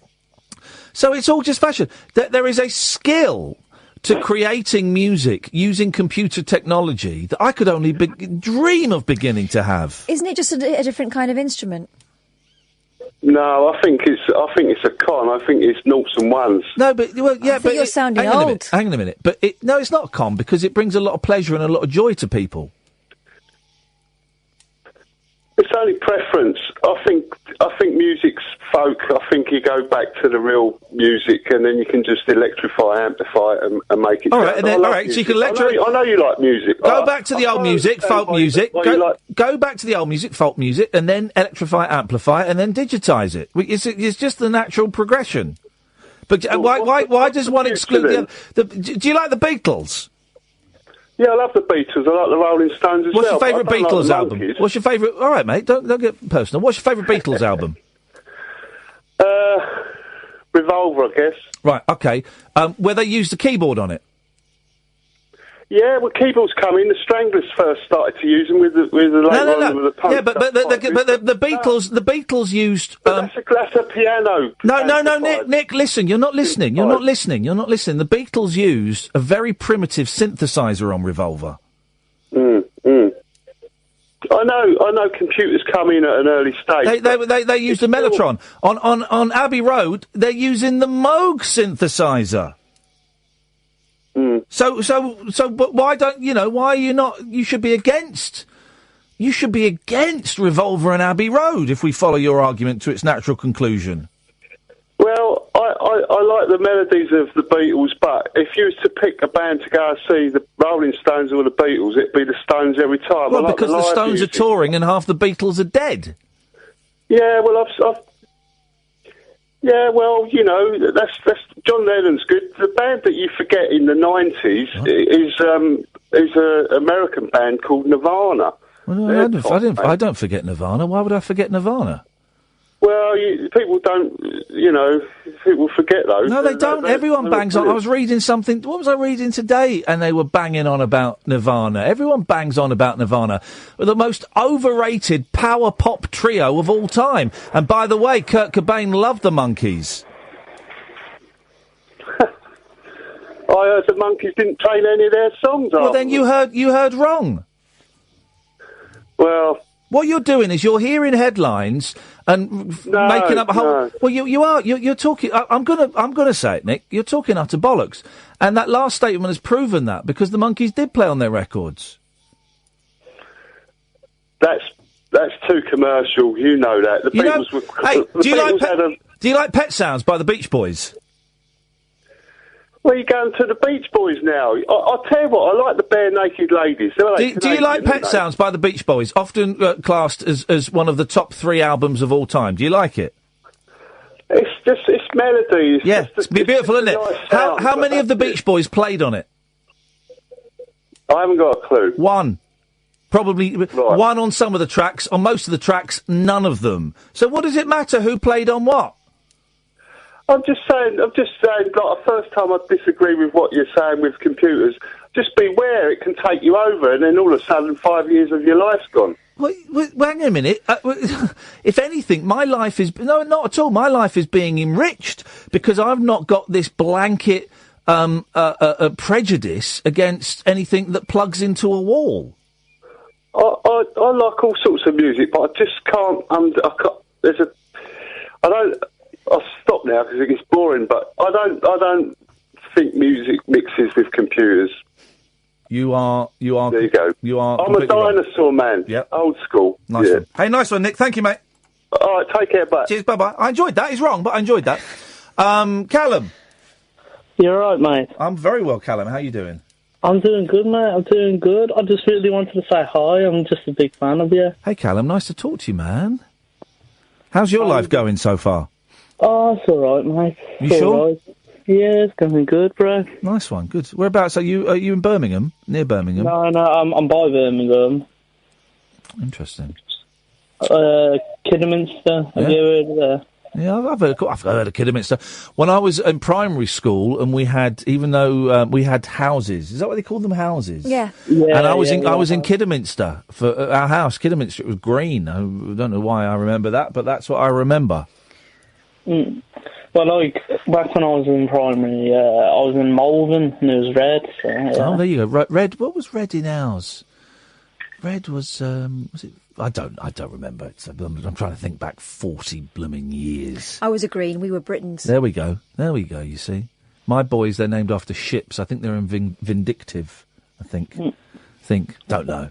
It's a weird thing. Houses in schools, isn't it? A very strange thing to have. Well, thank you, Callum. Have you been listening to the radio show for a while, or are you a fairly new listener?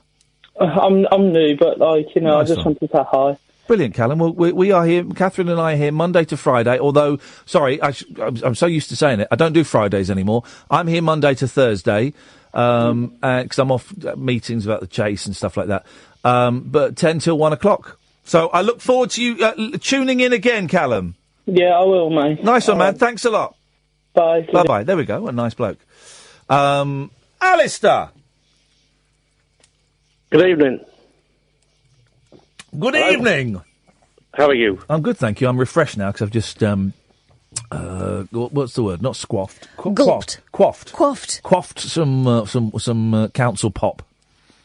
Oh, jolly good. Right, I've got a film with a question mark. Here we go. Films with question marks. This is what we're talking about. What have you got?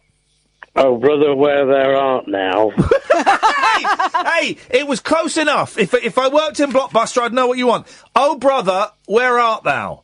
Which is a film I didn't really... I thought it wasn't great. I went to the pictures to see that, and I think I dislike more of the Coen brothers stuff than I actually like. Really? Yeah, now I think about it.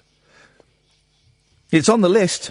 They did some decent films in the early days, but not so much some of the later ones, I thought. I like that new one. What was the new one? The one where it was all set in Hollywood big studio. I thought I liked it, but then thinking back, maybe I didn't.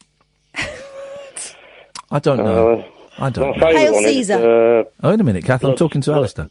Blood Simple was my favourite. No, I can't think of a Coen Brothers film that I liked. I'm going to dismiss their entire oeuvre. You didn't like Fargo? Oh, I did like Fargo, actually.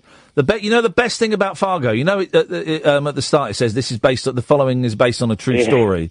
Yeah. It's not. They just put it on there because they watched the film and they thought there's something missing, so they just put that caption up at the front. That's a great trick to do.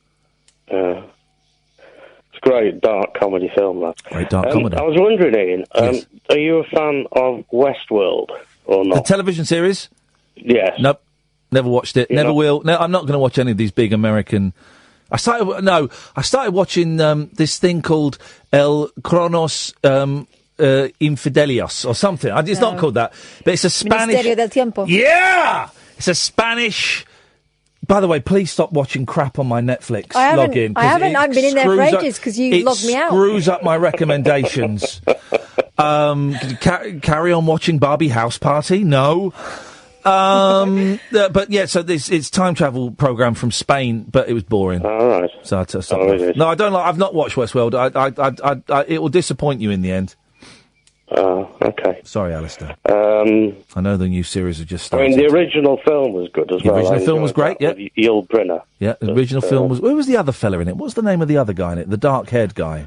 He's being chased by Yul Brynner. With a moustache. He's a really good actor, Yeah. he is. He's in a lot of films in the 70s and 80s. I know what you mean, I can't think of his name. He was really... It wasn't Jack Palance, was it? No. He's like a sort of... You wouldn't cast him as a leading man now, because he's not particularly attractive. He looks a little bit bookish. Really good actor, actually. Really good actor. Plays kind of a whiny, nerdy... He played a lot of character acting in the day, and sort of background and sort of side people, but he was a really good actor. Yeah, he was good. As was John Cazales in Godfather. And yeah. Well, there's a great documentary about him on Netflix, because he died as he was dying as they were making The Deer Hunter, and the film company didn't want to put him in it because they couldn't get insurance, and Robert De Niro and everyone else said we'll stump up the insurance, So he's good. Alistair, I've got to go, mate. Thanks for calling. Thank you. Tatty bye. 03444991000 when we come back after the break. Dear God, it's Nigel from Maidstone. Across the UK, online and on DAB. Get an earful of unusual nocturnal emissions with radio's Lord of Misrule, Iain Lee. No relation, thank God. Unfiltered Night Talk with the original king of unconventional conversation. The Late Night Alternative with Iain Lee on Talk Radio. 03444991000, Monday to Friday. 10 o'clock till 1 o'clock, the late night alternative with me, Iain Lee and Catherine Boyle. It's a show you can phone in about anything you want. Heavy, light, we'll do it all. You can listen to us on DAB, download the app, or go to talkradio.co.uk. There's stuff in the papers, but it's... there's this story in the papers. Nigel and Paul, stay there. I'll come to you in a bit. There's this story in the papers. I wonder if this is... remember we had that Paul Simon guy on who'd written a book about Paul Simon? Yes. Well, I can't remember. What was his name? Because they've got quotes. Oh, maybe it's coming out in paperback. Paul Simon, The Life, published at May the 8th by Simon and Schuster.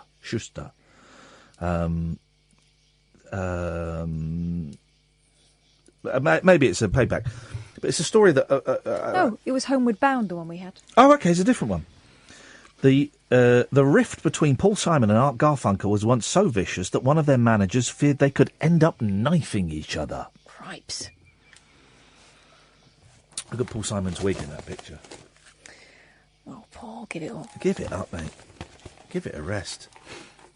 The pop pair's simmering resentment of each other's talent was bizarrely fuelled by their huge success together. Not bizarre at all, makes perfect sense. Lifting the lid on the backstage rivalry, manager Joseph Raskoff reveals they never came to blows, but there was shoving, and I had to step between them. I genuinely believe that if there had been a knife on the table, one of them would have used it. Well, hang on, if they'd never punched each other, the odds of them,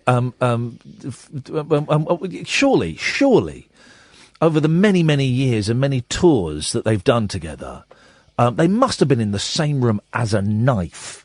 Simon and Garfunkel. Can someone find me a picture and tweet me at Iain Lee of Simon and Garfunkel in a room with a knife? The bitterness that almost turned to violence came during the duo's 1993 reunion tour, 23 years after they originally fell out. In a biography out next month, Simon reveals their grievances even spilled over on stage. He recalled, "During one song, I think it was The Boxer, I made a mistake over when to come in. It threw Artie off. So later, we're singing Feeling Groovy, and Art just stopped singing at the part that goes, Life, I Love You, and I'm just left there trying to figure out what to do.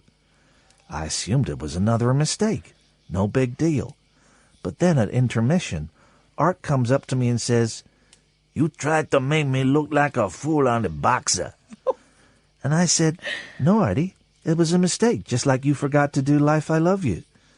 He looked me in the eye and said, 'I didn't forget. I wanted you to see what it feels like to be a tit.'" What?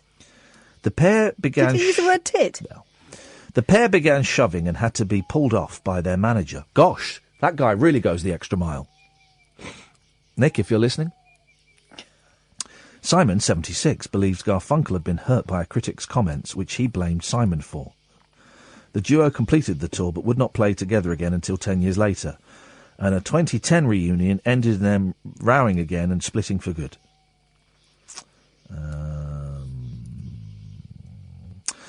Art Garfunkel lived near Central Park, which of course is where, 82 or something, Simon and Garfunkel reunited for the concert at Central Park. It's a great show. It's a great DVD. It's a great album. Really weird bit in the DVD when Paul Simon's singing, slightly ropey song, but it's about John Lennon being shot. It's 1981 because it was the summer of 1981 because it was about 6 months after John Lennon had been shot.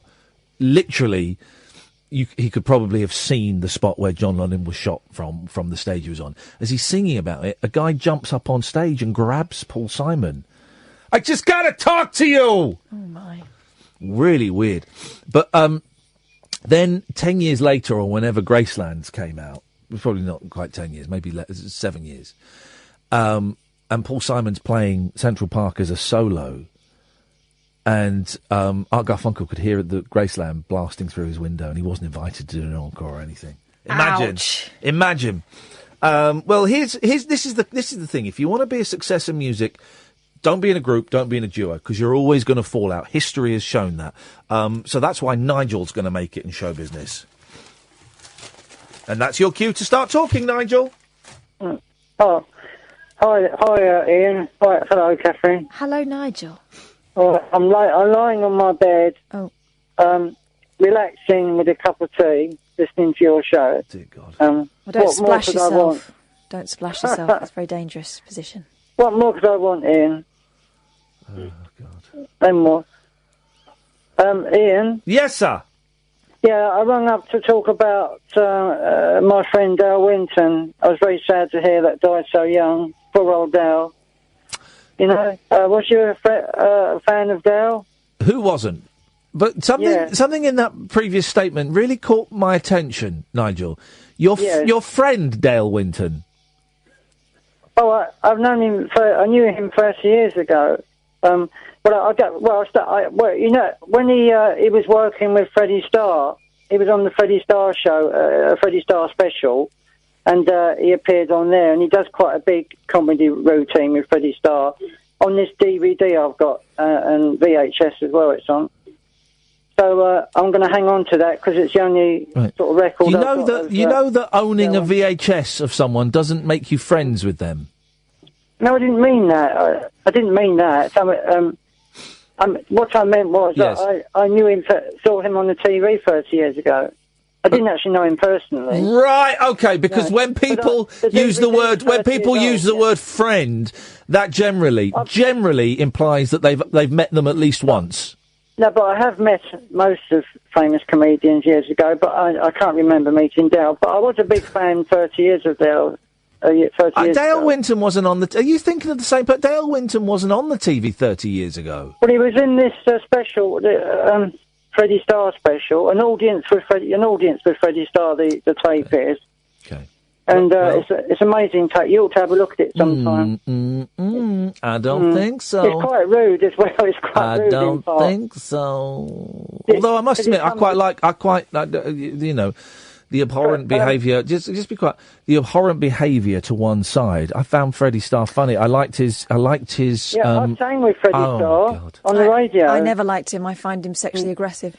Oh, I find his Freddie Starr. Nigel, please, mate.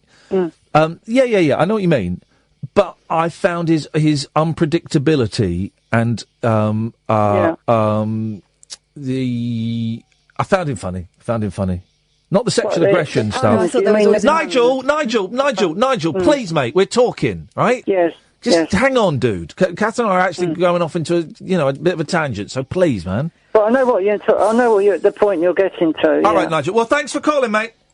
But I always thought there was a vibe with him. Okay, maybe you picked that up. I didn't pick that up. I'm sorry, that really frustrated me. Right, just manners. Oh, you were too mean to Nigel. Jeez. I'll give him more time than anyone else will. Totally lost my train of thought now. Thanks, man. I thought it was funny. I like the unpredictability. I like the fact that there was an element of, actually, it was more than an element. He was nuts and anything could happen. And, you know, he would go off on tangents. I mean, I thought it was funny. But obviously a complete nutcase. Obviously, you know, not right up top. Obviously. 03444991000 is the phone number. Hello, Paul. Hey, Bugs, how you doing? I'm all right, thanks, mate. Good. I'm just calling about the side effects you mentioned of metazapine and wondered if you tried any of the other antidepressants, anti-anxiety tablets or so. Yeah. I was on metazapine when I was about 18, I think, or 19, and I didn't get on with it, so I spoke to my GP, who put me onto something else. I think I was on citalopram. Yeah. I just found that they had different. Well, here's the thing: all different drugs have different. Particularly antidepressants. They have different effects on different people. And I was on citalopram for years, and it worked perfectly. And then it just stopped working, and I just sank, and I wanted to kill myself. Really, it was it was dark. I know it was dark times. So I saw my psychiatrist, who I'm seeing tomorrow, and we tried a few things, including sertraline, which was just horrendous. And then we came up with a nice little combination of venlafaxine in the morning and metazapine at night. And the side effects of that combination is I put on a lot of weight and I can't ejaculate. But I don't want to kill myself as much. So, but I've been slowly, starting off with the help of my doctor, I've been coming off of the mirtazapine, and then I cut myself down from 30 milligrams to 15 milligrams about 3 weeks ago. But I still haven't shifted any weight, man. No weight has been shifted. Well, I know what you mean. I've put on a bit of weight as well recently, and yeah, it can kind of get you down, but if you're healthy, mate, you know. Well, it's getting that balance of feeling good in the head, but also feeling okay about your body. And I am finding, Paul, that my body issues are actually depressing me more than maybe my depression is. And it's a weird one because I don't want to be on the drugs forever. And I'm really hoping that by the end of this year, I don't know, that I'll be off them all. But that's quite scary as well because. Then I'll have to deal with life on life's terms. Imagine. How are you doing at the moment, man? Yeah, I'm okay, buddy. I've got some anxiety issues at the minute. I've been on some tablets for a while, and I had a bit of a setback back at the start of December. So yeah, since then things have been a little bit rough, but I'm getting there. I'm okay. I'm off work, but I'll be back in as soon as I can. Yeah. Yeah, fingers crossed, isn't there? Just keep going. By the way, everyone, there's a guy on Twitter called Tim Toner. Just block him. Just block him. Well, listen, Paul, hang in there, man. Hang in there. I genuinely and truly believe things get better. They have to. They will do, buddy. They will do. They will do. Thanks for calling, man. I appreciate it. Easy, Cheers. Ta-ta. 0344 499 1000. I was probably a bit harsh with Nigel, but I just find him so frustrating. And is it ill-mannered? Probably not. It's probably he gets on his track, doesn't he? It's some form of conditioning, and I just get tired of people that are calling in to do their piece. I don't know, and he's thrown me off course a little. I've allowed myself to throw myself off course a little bit. We've got another 45 minutes. We've got no phone calls, so now will be a great time to call. 0344 499 1000 is the telephone number. This is Talk Radio. The Late Night Alternative with Iain Lee on Talk Radio. Just for everyone on the YouTube channel, I can get an erection, I just can't come. That's it. It goes on for ages. Just to clarify that. 0344 499 1000 is the telephone number if you want to give us a call. How do you feel tonight's show's going? I think it's a mixed bag. Yeah, mixed bag. It's a mixed bag. It's a mixed bag. But that doesn't necessarily mean it's, No. it's not, it's not a giggle factory. But I don't think it's rubbish. I don't think it's rubbish. I just, I don't know. We're just riding the wave, man. Just riding the wave, man. I tell you who's a stoner. Len Goodman. Get in there, Goodman! Is he? Ex-Strictly judge Len Goodman has admitted smoking marijuana. I tell you what I hate. People that say marijuana. Marijuana. We had a sociology teacher who talked about marijuana. Was that them trying to be funny? No, she was just talking about marijuana users. We're like, what? And we're all like, 17-year-old heads. Going, what? Oh, you mean cannabists? Yeah, exactly. Ex-Strictly judge Len Goodman has admitted smoking marijuana as a 1960s rebel. Hang on, you would have been a rebel if you weren't smoking that stuff in the 1960s. The 73-year-old, who retired from the BBC show in 2016, revealed his dope-smoking past in a radio slot. Surely it's more of a story for people to say, do you know what, I never smoked dope. I never smoked pot at college. I didn't smoke it. I didn't have a cheeky spliff at a party once. That would be more of a story, wouldn't it? Mm-hmm. Wouldn't it? People come out and say, honestly, I've never taken drugs. That's a story, because most people, a huge percentage of people have smoked pot. People at least know what it smells like. Yeah, particularly if you get the lift in this building. Oh, my. But walking down the street these days... Oh, well... I think, well, you know what, kid, I went to college. You're not hiding it from anyone. Not just these days. Well, remember when a couple of S Club 7 got busted smoking a joint in Covent Garden? Yes! Come on, guys. I think it was Bradley, wasn't it? Spliff Club. There we go. Well done. He said, in the 60s, I was a mod. We used to go down to Brighton on our scooters. I never got involved in the punch-ups. I stayed well clear. We used to camp up on Black Rock camping site and spend the weekend. Oh, yes, with a bit of... And here's... I also hate people who say, wacky-backy. He insisted, didn't mean no harm. Could have done me some harm. I don't know. What does that mean? I think it might have done him some harm. I think it might have done him some... I think it's done him some harm. Good evening, Gareth. Hello, Ian. Hello, hello, Gareth. You were talking about matrazepine a couple of minutes ago. Yes. You know the matrazepine I'm on at the moment? It's been, it's been tough because it's working and then I feel like at times it doesn't work. Yeah, yep. You know, with the weight gain and all that happens to me as well. But the GP was looking to put me on sertraline as well, but I'm a bit weary about it because I was reading reviews and I don't know about it, but I think I just have to take a bulb of the horns. I think you... Listen, I would never tell anyone what to do, and I can't give out medical advice because I've had my licence revoked, although I am appealing. Very. Yeah. But I would say, you know, follow the suggestions of your doctor and discuss any worries or concerns that you have, and keep in touch with them. I found, and having spoken to others, that the first 3, 4, 5 weeks, it can have quite adverse effects, and it takes about 3, 4, 5 weeks for things to settle down. So, but if you're worried, keep chatting to your doctor and make sure they know exactly how you're feeling and what's going on. I've been on the matrazepine for a year now. I started it in February 2017, so it's a long time to be. And then they increased the dose a bit further, but they're thinking of putting me on the sertraline. I think, well, why don't you, speak to your doctor and ask him about the pros and cons, tell him about your fears, and see what they say. But I would really suggest, I would suggest 2 things. 1, follow your gut instinct, because I think that's important. And 2, follow your doctor's suggestions and see if you can combine those 2. It's like at the end of the day, it's as before.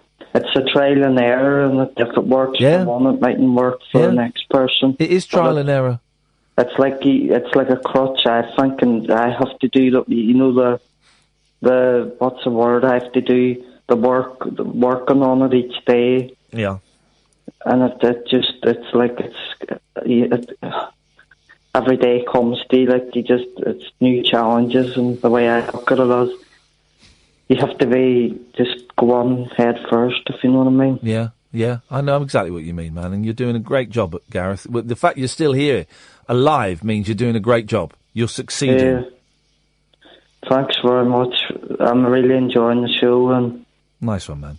We'll speak again soon, Gareth. Thanks for calling. Right then, see you later, bye. Ta-ta, bye-bye. He's a nice lad. I like Gareth. 0344 499 1000 is the telephone number if you want to give us a call. I kind of feel I'm coming to the end of my relationship with antidepressants this time around. I feel I'm done. I'm done now. I'm going to say, in fact, when I go and see my psychiatrist, I'm going to say, I'm done now. I think I'm done. Can we just stop this? 0344 499 1000 is the telephone number if you want to give us a call. Speaking of drugs, you can buy them online. Of course you can. On Craigslist. You know Craigslist? Craigslist. So Craigslist, I've only looked at it a few times. And, because I saw a documentary that wasn't actually that good. Oh, the one about getting everything off Craigslist? Yeah, and he goes around and meets people who advertise on Craigslist. And you can get anything on there, from jobs to sofas to casual sex to drugs, it would appear here. But let me get the thing. Is it like... Craigslist London, hang on a minute. Because in America it's massive, isn't it? And it's just kind of... It's not as big over here. Yeah. Right, Craigslist London. Here we go. So look at all the categories. So community, you'd have activities, artists, carpools, lost and found, pets, rants and raves. What's rants and raves? Oh, God! That's not... These aren't rants and raves! What? I can't even... I'm going to write one down. Hang on, let me... come and have a look. These aren't rants and raves. Look at this one. Oh. Gosh. Okay, well, Those aren't rants and raves. No. Well, raves of a different kind. Romance lacking there, isn't it? Slightly? Yeah, but that should be in the... There's a section for that down... I saw a section for that. There's a section for that somewhere. Anyway, that's rants and raves. Good grief. Housing, jobs. Oh, there you go, personals. Look, personals. That's where... Casual encounters. I bet that's filth in there. Casual encounters. Strictly platonic or casual encounters? Which one do you think's got the most entries? Casual encounter is in like, all right, mate. It's like, all right. Yeah. For sale. Here we go. Let's look at the free stuff for sale. Look at this antique scariest doll! doll you've ever seen. My name is Claude. I'm an architect now. I used to collect dolls on the side, but thought I had gotten rid of my collection some years ago. I was just cleaning up my attic and found this antique doll. I have no use for it anymore, but thought a collector might be interested. Use for it. Anyways, I don't need any monetary compensation. My only interest is this horrific, awful, terrifying doll finds a new happy home. Again, I'm now an architect. Gosh, he's insistent about that, isn't he? I don't know if this person is actually an architect or not. I think it might be haunted, that doll. He just wants to get rid. Free sofa, free rocking What's the book chair. that says Short People on it? That's a podcast. Oh, right. Short People is a podcast dedicated to the appreciation of short stories and the people who writes them. The people who writes them. The people who writes them. It's Popeye. Each episode features a short story read by the author, followed by a discussion of their unique writing style. How they write. Whether you're an aspiring author looking for inspiration, a lover of literature looking for new authors, or simply someone looking for a podcast to listen to on the way to work, Short People has what you want. New episodes update every other Wednesday. You can listen on our website, shortpeoplepodcast.com. Oh, I might have to have a listen to shortpeoplepodcast.com. Free genuine massage for ladies and couples. Oh. Okay, so there's that. There's also... That doll's got a camera in it, hasn't it? Yeah, definitely. For sure. But he's an architect! Of course he is. For That's sale, why he wants to see the inside of your house. Video gaming. Streamer... PlayStation. ZX Spectrum 48K plus games. Don't get sucked in. 280 quid. I won't get sucked in for that. That's a rip-off. Okay. But there's a thing you can apply. Volunteers. All right, volunteers. I need massage, men only. Please read if you're a man and happy to give a free massage. I am 32-year-old guy and looking for a full body massage from another man. Mm-hmm. Please reply with your availability. Okay. Volunteer for massage again. Female requires strictly platonic day support. ASAP. Oh, what's this? Oh, here we go. This is what gets lost on Craigslist because it gets swamped with, knobs. Housebound due to illness requires new friends who are supportive like family for companionship and support with occasional domestic tasks. If interested, reply with a detailed physical description and more about you. And contact number. This is not a pay position. Use of garden. Also a friend to call me regularly or visit. I require friends who support whether they think I'm right or wrong. Well, those aren't true friends. No. Also, let's just rewind a minute. Detailed physical description. Oh, no. Helping hand needed. Genuine guarantor. My name is... Here we go. My name is Daniela. I have recently graduated with a psychology degree and I'm looking to continue with my master's. Unfortunately, the tuition, £5,000, is not funded by Student Loans Company. I'm looking for someone to be my genuine guarantor. I can provide good character references and will ensure that the loan is paid on time and in full. So someone's asking for £5,000. GBTQ man, take part in the Sexperience project. Okay. Oh, that's a bit boring. There we go. This is nice. Kath, you'll like this one. Which means I won't. I'm available from the 30th of March to the 5th of April to volunteer in any activity that requires me to be naked. Brackets nude. This offer is for individuals, male or female, couples and groups. The more people present, the better. Please note, I am not gay. I will only take part in activities where I am the only naked person around. It's fine. Does he wash up? I'm quite flexible with the type of activities I am willing to take part in, so please contact me as I will be open to consider a wide variety of things. I can do erotic poses and do allow touching of my body. All I need is that you pay for my travel costs. I mean, travel buddy to Thailand and all over the world. Female only.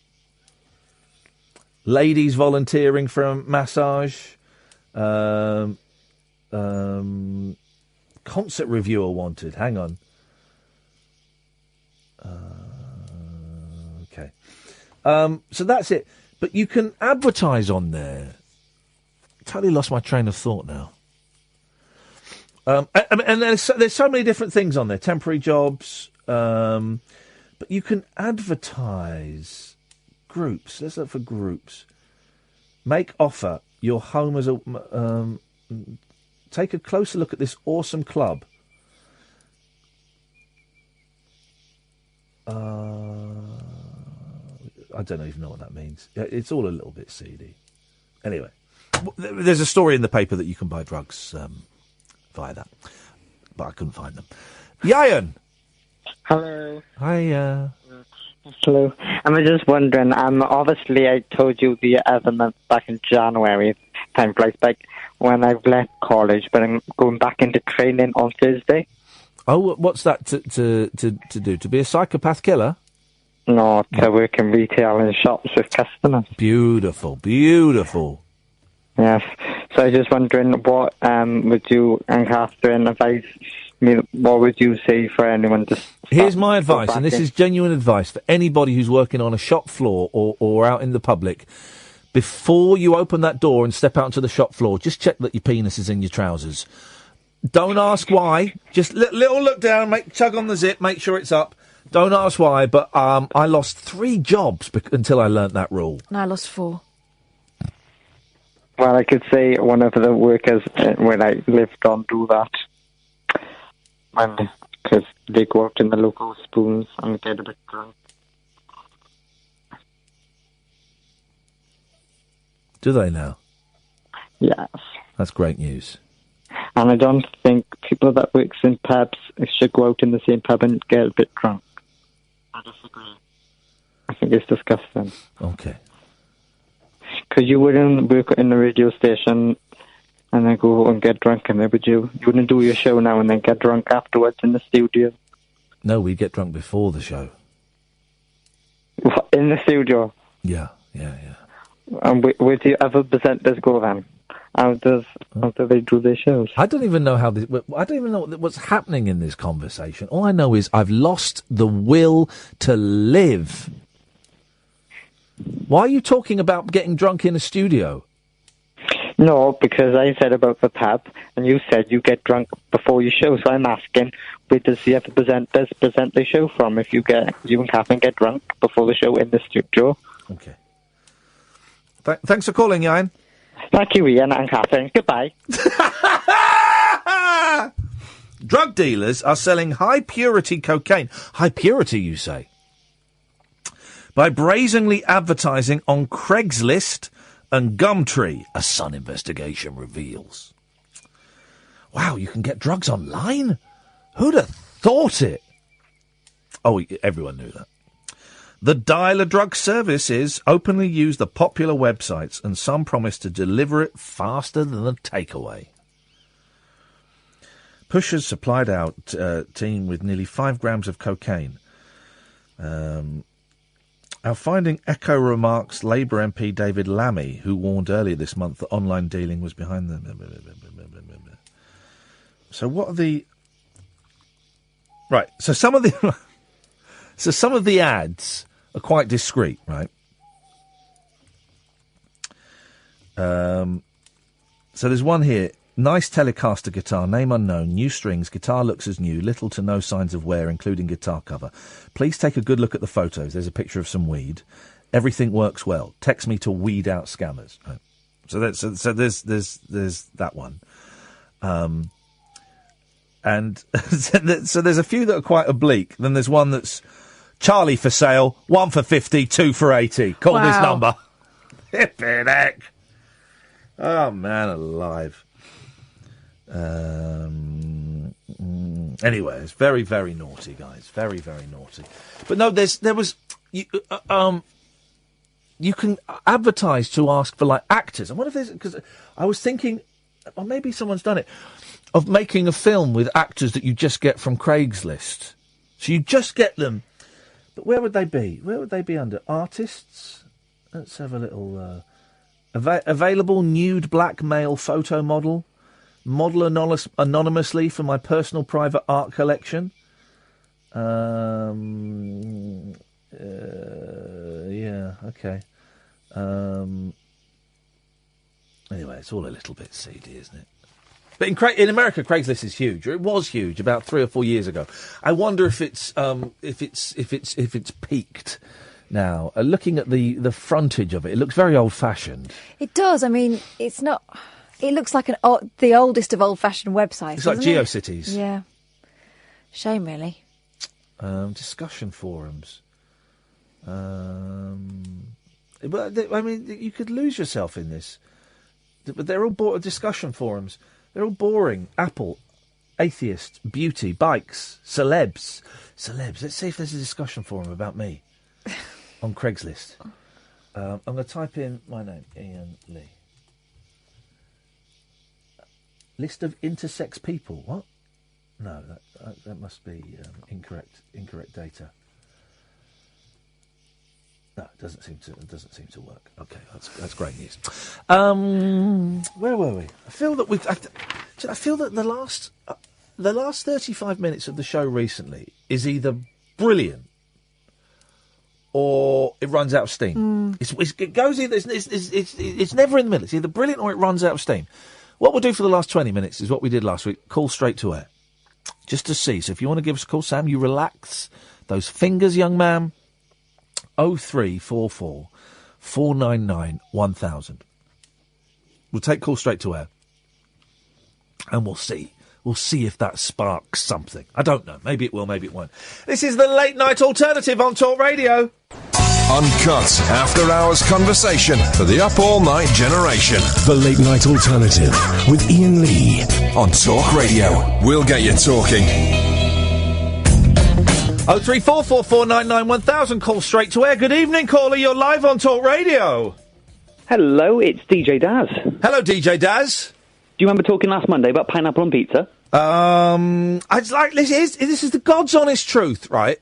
I don't remember anything. Kath was talking about a call on Friday. We had an email about a call on Friday where apparently I'd hit the dump button. I don't remember any of it. I don't remember any of it. So, no, I don't remember us talking about pineapple on pizza. That's all right. That's like me and my day job. People come in the shop and I'm like, sorry, I've slept since then. I can't remember anything. Well, this is my day job. My night job, which is a professional gamer. Sorry. I know. Excuse me, I'm appearing at a gaming event in the West Midlands. Yeah. Oh right, okay. Tell me more. May the 20th, and I'm billed as a pro gamer. I saw that. So actually, you can kiss my joystick. I'm billed as a pro gamer. I'm at a gaming event. They're putting me up in a hotel. I'm not getting paid, but they're putting me up in a hotel. How did James Martin go? Oh, it was brilliant. It's not. I don't know when it's getting shown, but yeah, it was great. I went to James Martin's mansion, and he cooked me some food, and I didn't get to eat much of it. And he was a lovely, charming bloke, and I just sat there a lot and watched him cook, and I laughed. I just kept laughing, and it was you know it was hilarious for me. It was very surreal, but it was fun. Was it in your house? Can you say if it is or not? Yeah, it's his house, definitely. But the kitchen they use, I'm not because it's not Saturday Kitchen anymore, is it? It's moved to ITV. No. But the kitchen they use, that isn't the kitchen in his house. That's the kitchen in one of his barns. One of his barns. Yeah. One of his barns. Yeah. Wow. But it's definitely on his property.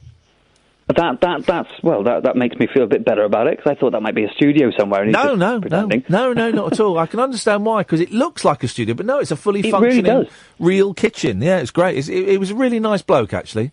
Well, we talked about pineapple, or I talked about, and you just, shot me down a little bit. Pineapple on pizza. I work on a local radio station. We had a bit of a debate. Yes or no, pineapple on pizza. You were a no, I believe. And also which way the toilet roll would hang. And you were. Oh, I remember you. Yeah. Sex offender. You're a sex offender. Yeah. Yeah. I got this guy's card. I got this guy's card marked and his number. You said I talked about rubbish things because it's obvious. Well, it really isn't obvious. This week I want to know how you think I done. Tea, milk first or last? Is that a good one? I couldn't give a toss about that. It doesn't affect me either way. I don't even drink tea. Well, I've been drinking a bit of tea recently because I'm off the coffee again, and I do it with the tea bag. And if the kettle's taken a long time to boil, I'll walk to the fridge and I'll put the milk in with the tea bag, and then walk back and then pour the water on. But if the kettle boils quickly, I'll put the water in, and so I couldn't care. It doesn't make any difference. I don't even drink tea, so me being on the show tonight was a bit pointless. Okay, well, don't worry, we can sort that out. Let's go to line 2. Good evening, line 2. Hello? Yes, line 2. Hello, I'm so sorry, it's Alistair again. Hello, Alistair. I just wanted a quick question. You know when you're doing your test broadcasts at the weekend? Yes? I was wondering what clip that was, that you played, the film clip. Of the Chinese gentleman? Yeah. It's a brilliant film. I've not seen it all the way through, called The Clones of Bruce Lee, where Bruce Lee dies, like he did in real life, and so a mad scientist creates 3 Bruce Lees. Of course he does. To try and take over the world. It's on YouTube. It's on YouTube, The Clones of Bruce Lee. It really is something else. All right, thanks, mate. Thanks, mate. Cheers. Yeah, I was streaming live stuff at the weekend, and some people were kind enough to kind of watch me just test out whether I could stream green screen stuff live and do that, and I can.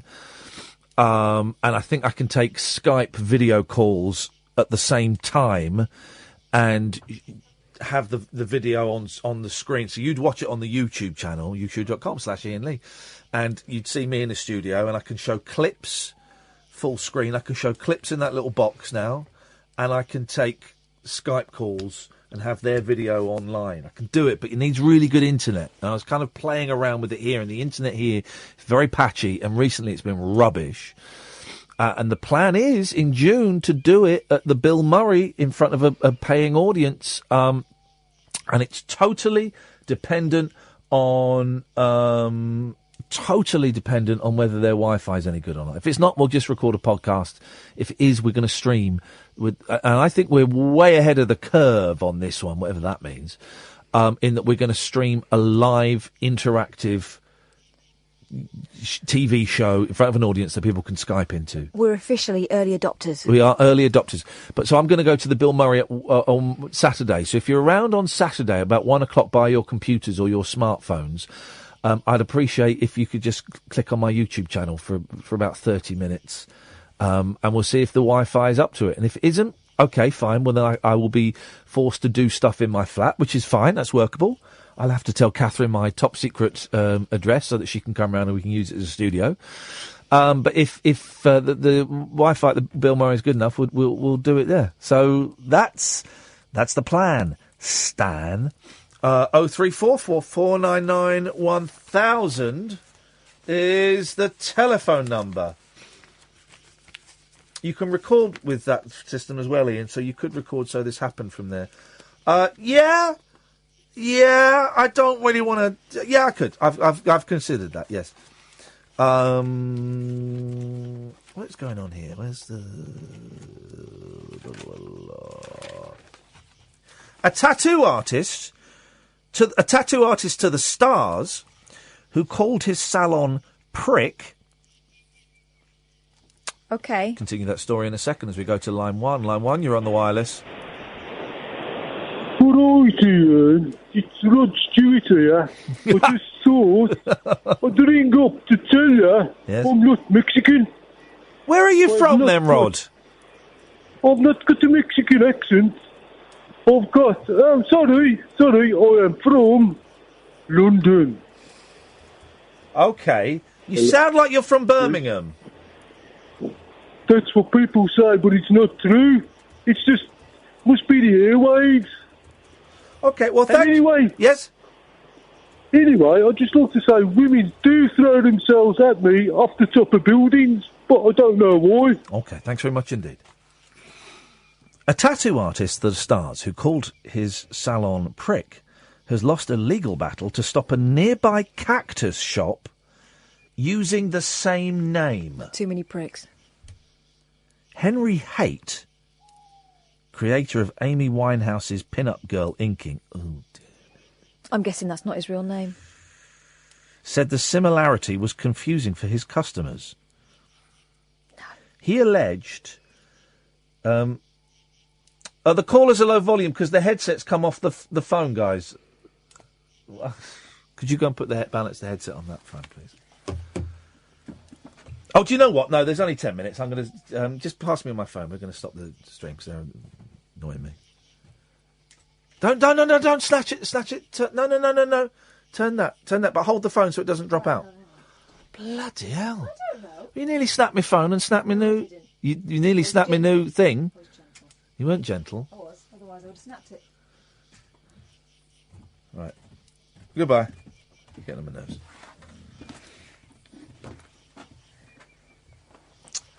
He alleged Janelle Leon was passing off her shop as being connected to his and cashing in on its edgy rock and roll name. Really? But Henry, real name Henry Martinez, was told that his business in Shoreditch, East London, had not suffered. High Court Judge Melissa Clark said it is difficult to imagine two businesses with two less closely related activities. Can you imagine walking in there, surrounded by cacti? Do you do tattoos? Miss Leon said she had checked no other cactus business used the name, but she did not search online for the word prick, fearing that all she would find would be porn and penises.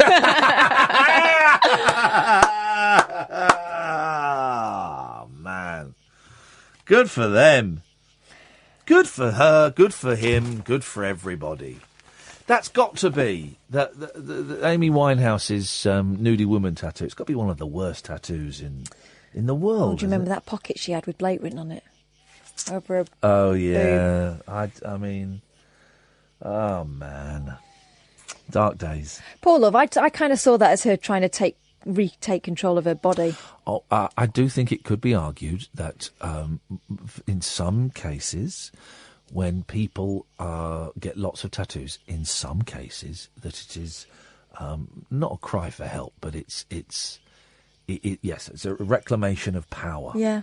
It to some extent, it's something that one is in control of and has authority over. I do also think it's addictive. Yeah. And I do also think they don't look very nice. That's, to you. To me. That's my own personal... I'm not a fan of body art, really. I don't, and the piercings as well. I'd be so. Imagine, you're taking a young lady home, and things are going well, Netflix and chill, and off comes the top. The brazier's on the floor, right? And then there's like big door knockers hanging down from her knockers. Door knockers. Do you like the big brass rings? Yeah. I wouldn't have a clue what to do. If I'm completely honest, I would not have a clue what to do. Something I've never come across before. Catherine, please. Why? Catherine, I never said anything. You're back to Craigslist. Good evening, line 2. You're on the wireless. Good evening. Can I speak to Ian, please? What would you like to say to Ian? Turn your radio off, please. Okay. What would you like to say to Ian? I just want to give him an update from a conversation we had last week. Yeah, go on. Who am I speaking to? You're speaking to Ian, you muppet! I didn't know. Yeah, you're speaking to me! We've gone straight to air, you prune! Yeah, well, I didn't. I'm so tired. I've been working long hours. Hi, Catherine. Hello. I didn't know I was in line already. You know, I called you last week regarding the Amir fight. Amir's fight. Yes. I remember you. Yeah. Rubbish, right? So basically, after I got off the phone with you, I thought, you know what? I wasn't really convinced. Yeah. I wanted to put a bet on it, but then I decided not to. Yeah. Oh, I told him to put money on Amir losing, didn't I? Yeah. Ay. You know what? You did. Yeah. I should have listened. But what the hell? What? I saw the highlights of the fight. The highlights? I could not believe it. He knocked in the end. Well, I couldn't see it live. Yeah. I've not watched it, and all I know is he knocked him down in 40 seconds. I've not seen it. I didn't see any of it. And that really upset because American hasn't got knockout power. Right. His knockout ratio is very low, and then he knocks this guy out, and I thought, oh man, no one that never heard of this guy. Oh, is it? Because I don't know anything about boxing. Is the guy he was fighting, was he a nobody then? To be honest, I never really heard of him, and I didn't even do my research. But I just thought for a comeback fight, I haven't been out of the ring for almost 2 years. You want an easy one? You want to ease yourself into it gently. You don't want anything too tough, Deji, just in case you get beat. I got fooled during the press conference thinking the other guy would be able to stand up to his punches. I was extremely disappointed when I saw the highlights. I am so glad I didn't go up to Liverpool, as I was invited to. I didn't go up to Liverpool to watch that. I would have been so gutted. You know what my brother said to me? My brother said to me, I was literally grabbing a drink, and then I came back in the living room and it had finished. Imagine those. How much were tickets for that? I bet they cost a fortune. Oh no, he watched it at his mates. I think they paid £12 something. Oh, but I was talking about if people went to the arena, how much would it have cost to have bought a ticket to have sat in the arena? It would have been various prices. Oh, the closer you are to the ring, yes, the more expensive. Yeah, I know how ticketing works. I know that. Yes, I know that the closer you are to the performer, the more expensive it is, and the further back you are, it's cheaper, isn't it? That's right. That's it. I got it. I can't tell you how much it could have been. No. Maybe 500 quid. But you're guessing. Yeah, no, totally I am, yeah. That's why I didn't even mention a rate earlier. Yes. Before you Deji off. Yeah, let's go on. How'd you spell your name, Deji? It's spelled Deji. But the first time I called, I enunciated it, if that's the right word. So I basically said to your researcher to say it like, you know, when you say day, Monday, day, and then the letter G. Got ya. But it's not. But it's not spelled that way. You know what? Now that I'm speaking to Catherine directly, can we have Catherine talk to me when I call? Sorry. What? You're cheeky, dirty boy. No. You just you sound better than Ian. Thanks very much. We are out of time now. Let's go. Come in, Paul Ross. Stick our tape from these Muppets. Let's just try. Line 2, you're on the air. Oh no, hang on. Line 2, you're on the air. Hello. Hello, line 2. Hello. Yeah. Oh, it's Rosie, Ribena Rosie. We're about to finish. Paul Ross has just wandered into the studio. Hello, Ribena Rosie. How you doing? Her granddad invented Ribena. That's a true story. Are you single? I'll marry you. I'm between wives. That's a trust fund baby to die for. Hey, I'll squeeze some juice out of you. Hey! Hey, Paul Ross! I'm just helping in the factory, that's what I mean. Rosie, can you call back tomorrow? Possibly. Well, I've got Paul. We're finishing now, and Paul Ross is coming in. Can't we talk about earbuds tomorrow then? We can talk about earbuds tomorrow. Okay. Thanks for calling. Don't sound disappointed. I did the right thing. Catherine, did I do the right thing then? We have not got time for earbuds right now. No, we have not. Paul Ross, good evening. Hello, good evening. We've got a bit of grim news on the show, I'm afraid. The news is terrible from Toronto. We're crossing to Afghanistan as well, and Korea. But other stuff on the programme as well, including Johnny Rotten representing Ireland in the Eurovision. Have you seen this in the papers? No. Apparently he was approached. He said he's up for it, and it's under consideration, which would be immense, wouldn't it? I'd heard a story a couple of weeks ago that linked in with Eurovision, but I didn't read the story, so I didn't know what it was. Well, I think there was an element of early flim-flam about it, as Right. well. But apparently he's kind of thinking, you know, why not? If Lordy can do it for Finland, be interesting, wouldn't it? Well, Engelbert, remember Engelbert Yeah. did it. The last few years, England have had people like Bonnie Tyler and Blue had a go, didn't they? Yeah, I suppose they did. Yeah, I mean it's a poison chalice, but they must get paid a few quid to go and do it. Surely. No, I don't know. I know there's that mad thing that John Ronson normally does, which is the kind of show before the show, because they eliminate loads of countries we never see on the night, don't they? Oh, they do now. Yeah. It's almost like kind of the United Nations when the poor ones topple early on, don't they? You know. So talking about that on the programme today. Also, I don't normally do embarrassing things that happen to me, but I was out walking the dog today. Thought I was on my own, and I spoke to the dog in my speaking to the dog voice, which was, "You do me badness, ain't you? You're a devil dog. But he was on a long lead. I know, because I don't know what, I don't think that means you do me badness, ain't you? I always say to him. And an old lady, very shortly said to me, because she didn't see the lead, said, "Are you all right?" Oh! So if anybody's got any dog, you know, when you talk to, because a very senior journalist friend of mine, he was the boxing correspondent for the Times, great guy called Neil Allen. His dad, Jim Allen, was senior at London Weekend. And this was a man who in the 70s, Muhammad Ali would ring him at home. Yeah. But when he spoke to his little terrier, Boofus Wickwicks. Who's got the Boofus Wickwicks? Well, I tell my dog off a bit. And I do wonder then, because he often kind of starts dancing, does he feel anxious? Because I say, "You do me badness, ain't you?" Yeah, well, he's going, "What does you do me badness, ain't you?" I don't know where it came from. It's when he was once naughty, I think, so he did a badness, ain't you? I think I'm trying to put one down with the kids. I need help, don't I? Paul, go and have a lie down. Poor sweet woman. "Are you all right?" "You all right, love?" she said. And the dog appeared, and she knew I was all right. Well, she still wondered. Paul Ross will be on at 1 o'clock, dear listener. Stay tuned for that. You can start calling him now if you want. 03 badness, ain't you? 499 1000 is the phone number. Don't forget, you can download the podcast of this show. There's a best of that goes up every night, and when we have guests, they go up as well as separate things.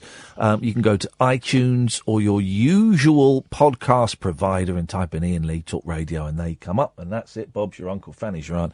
I'm filling now, so I'm going to shut up. I'm done.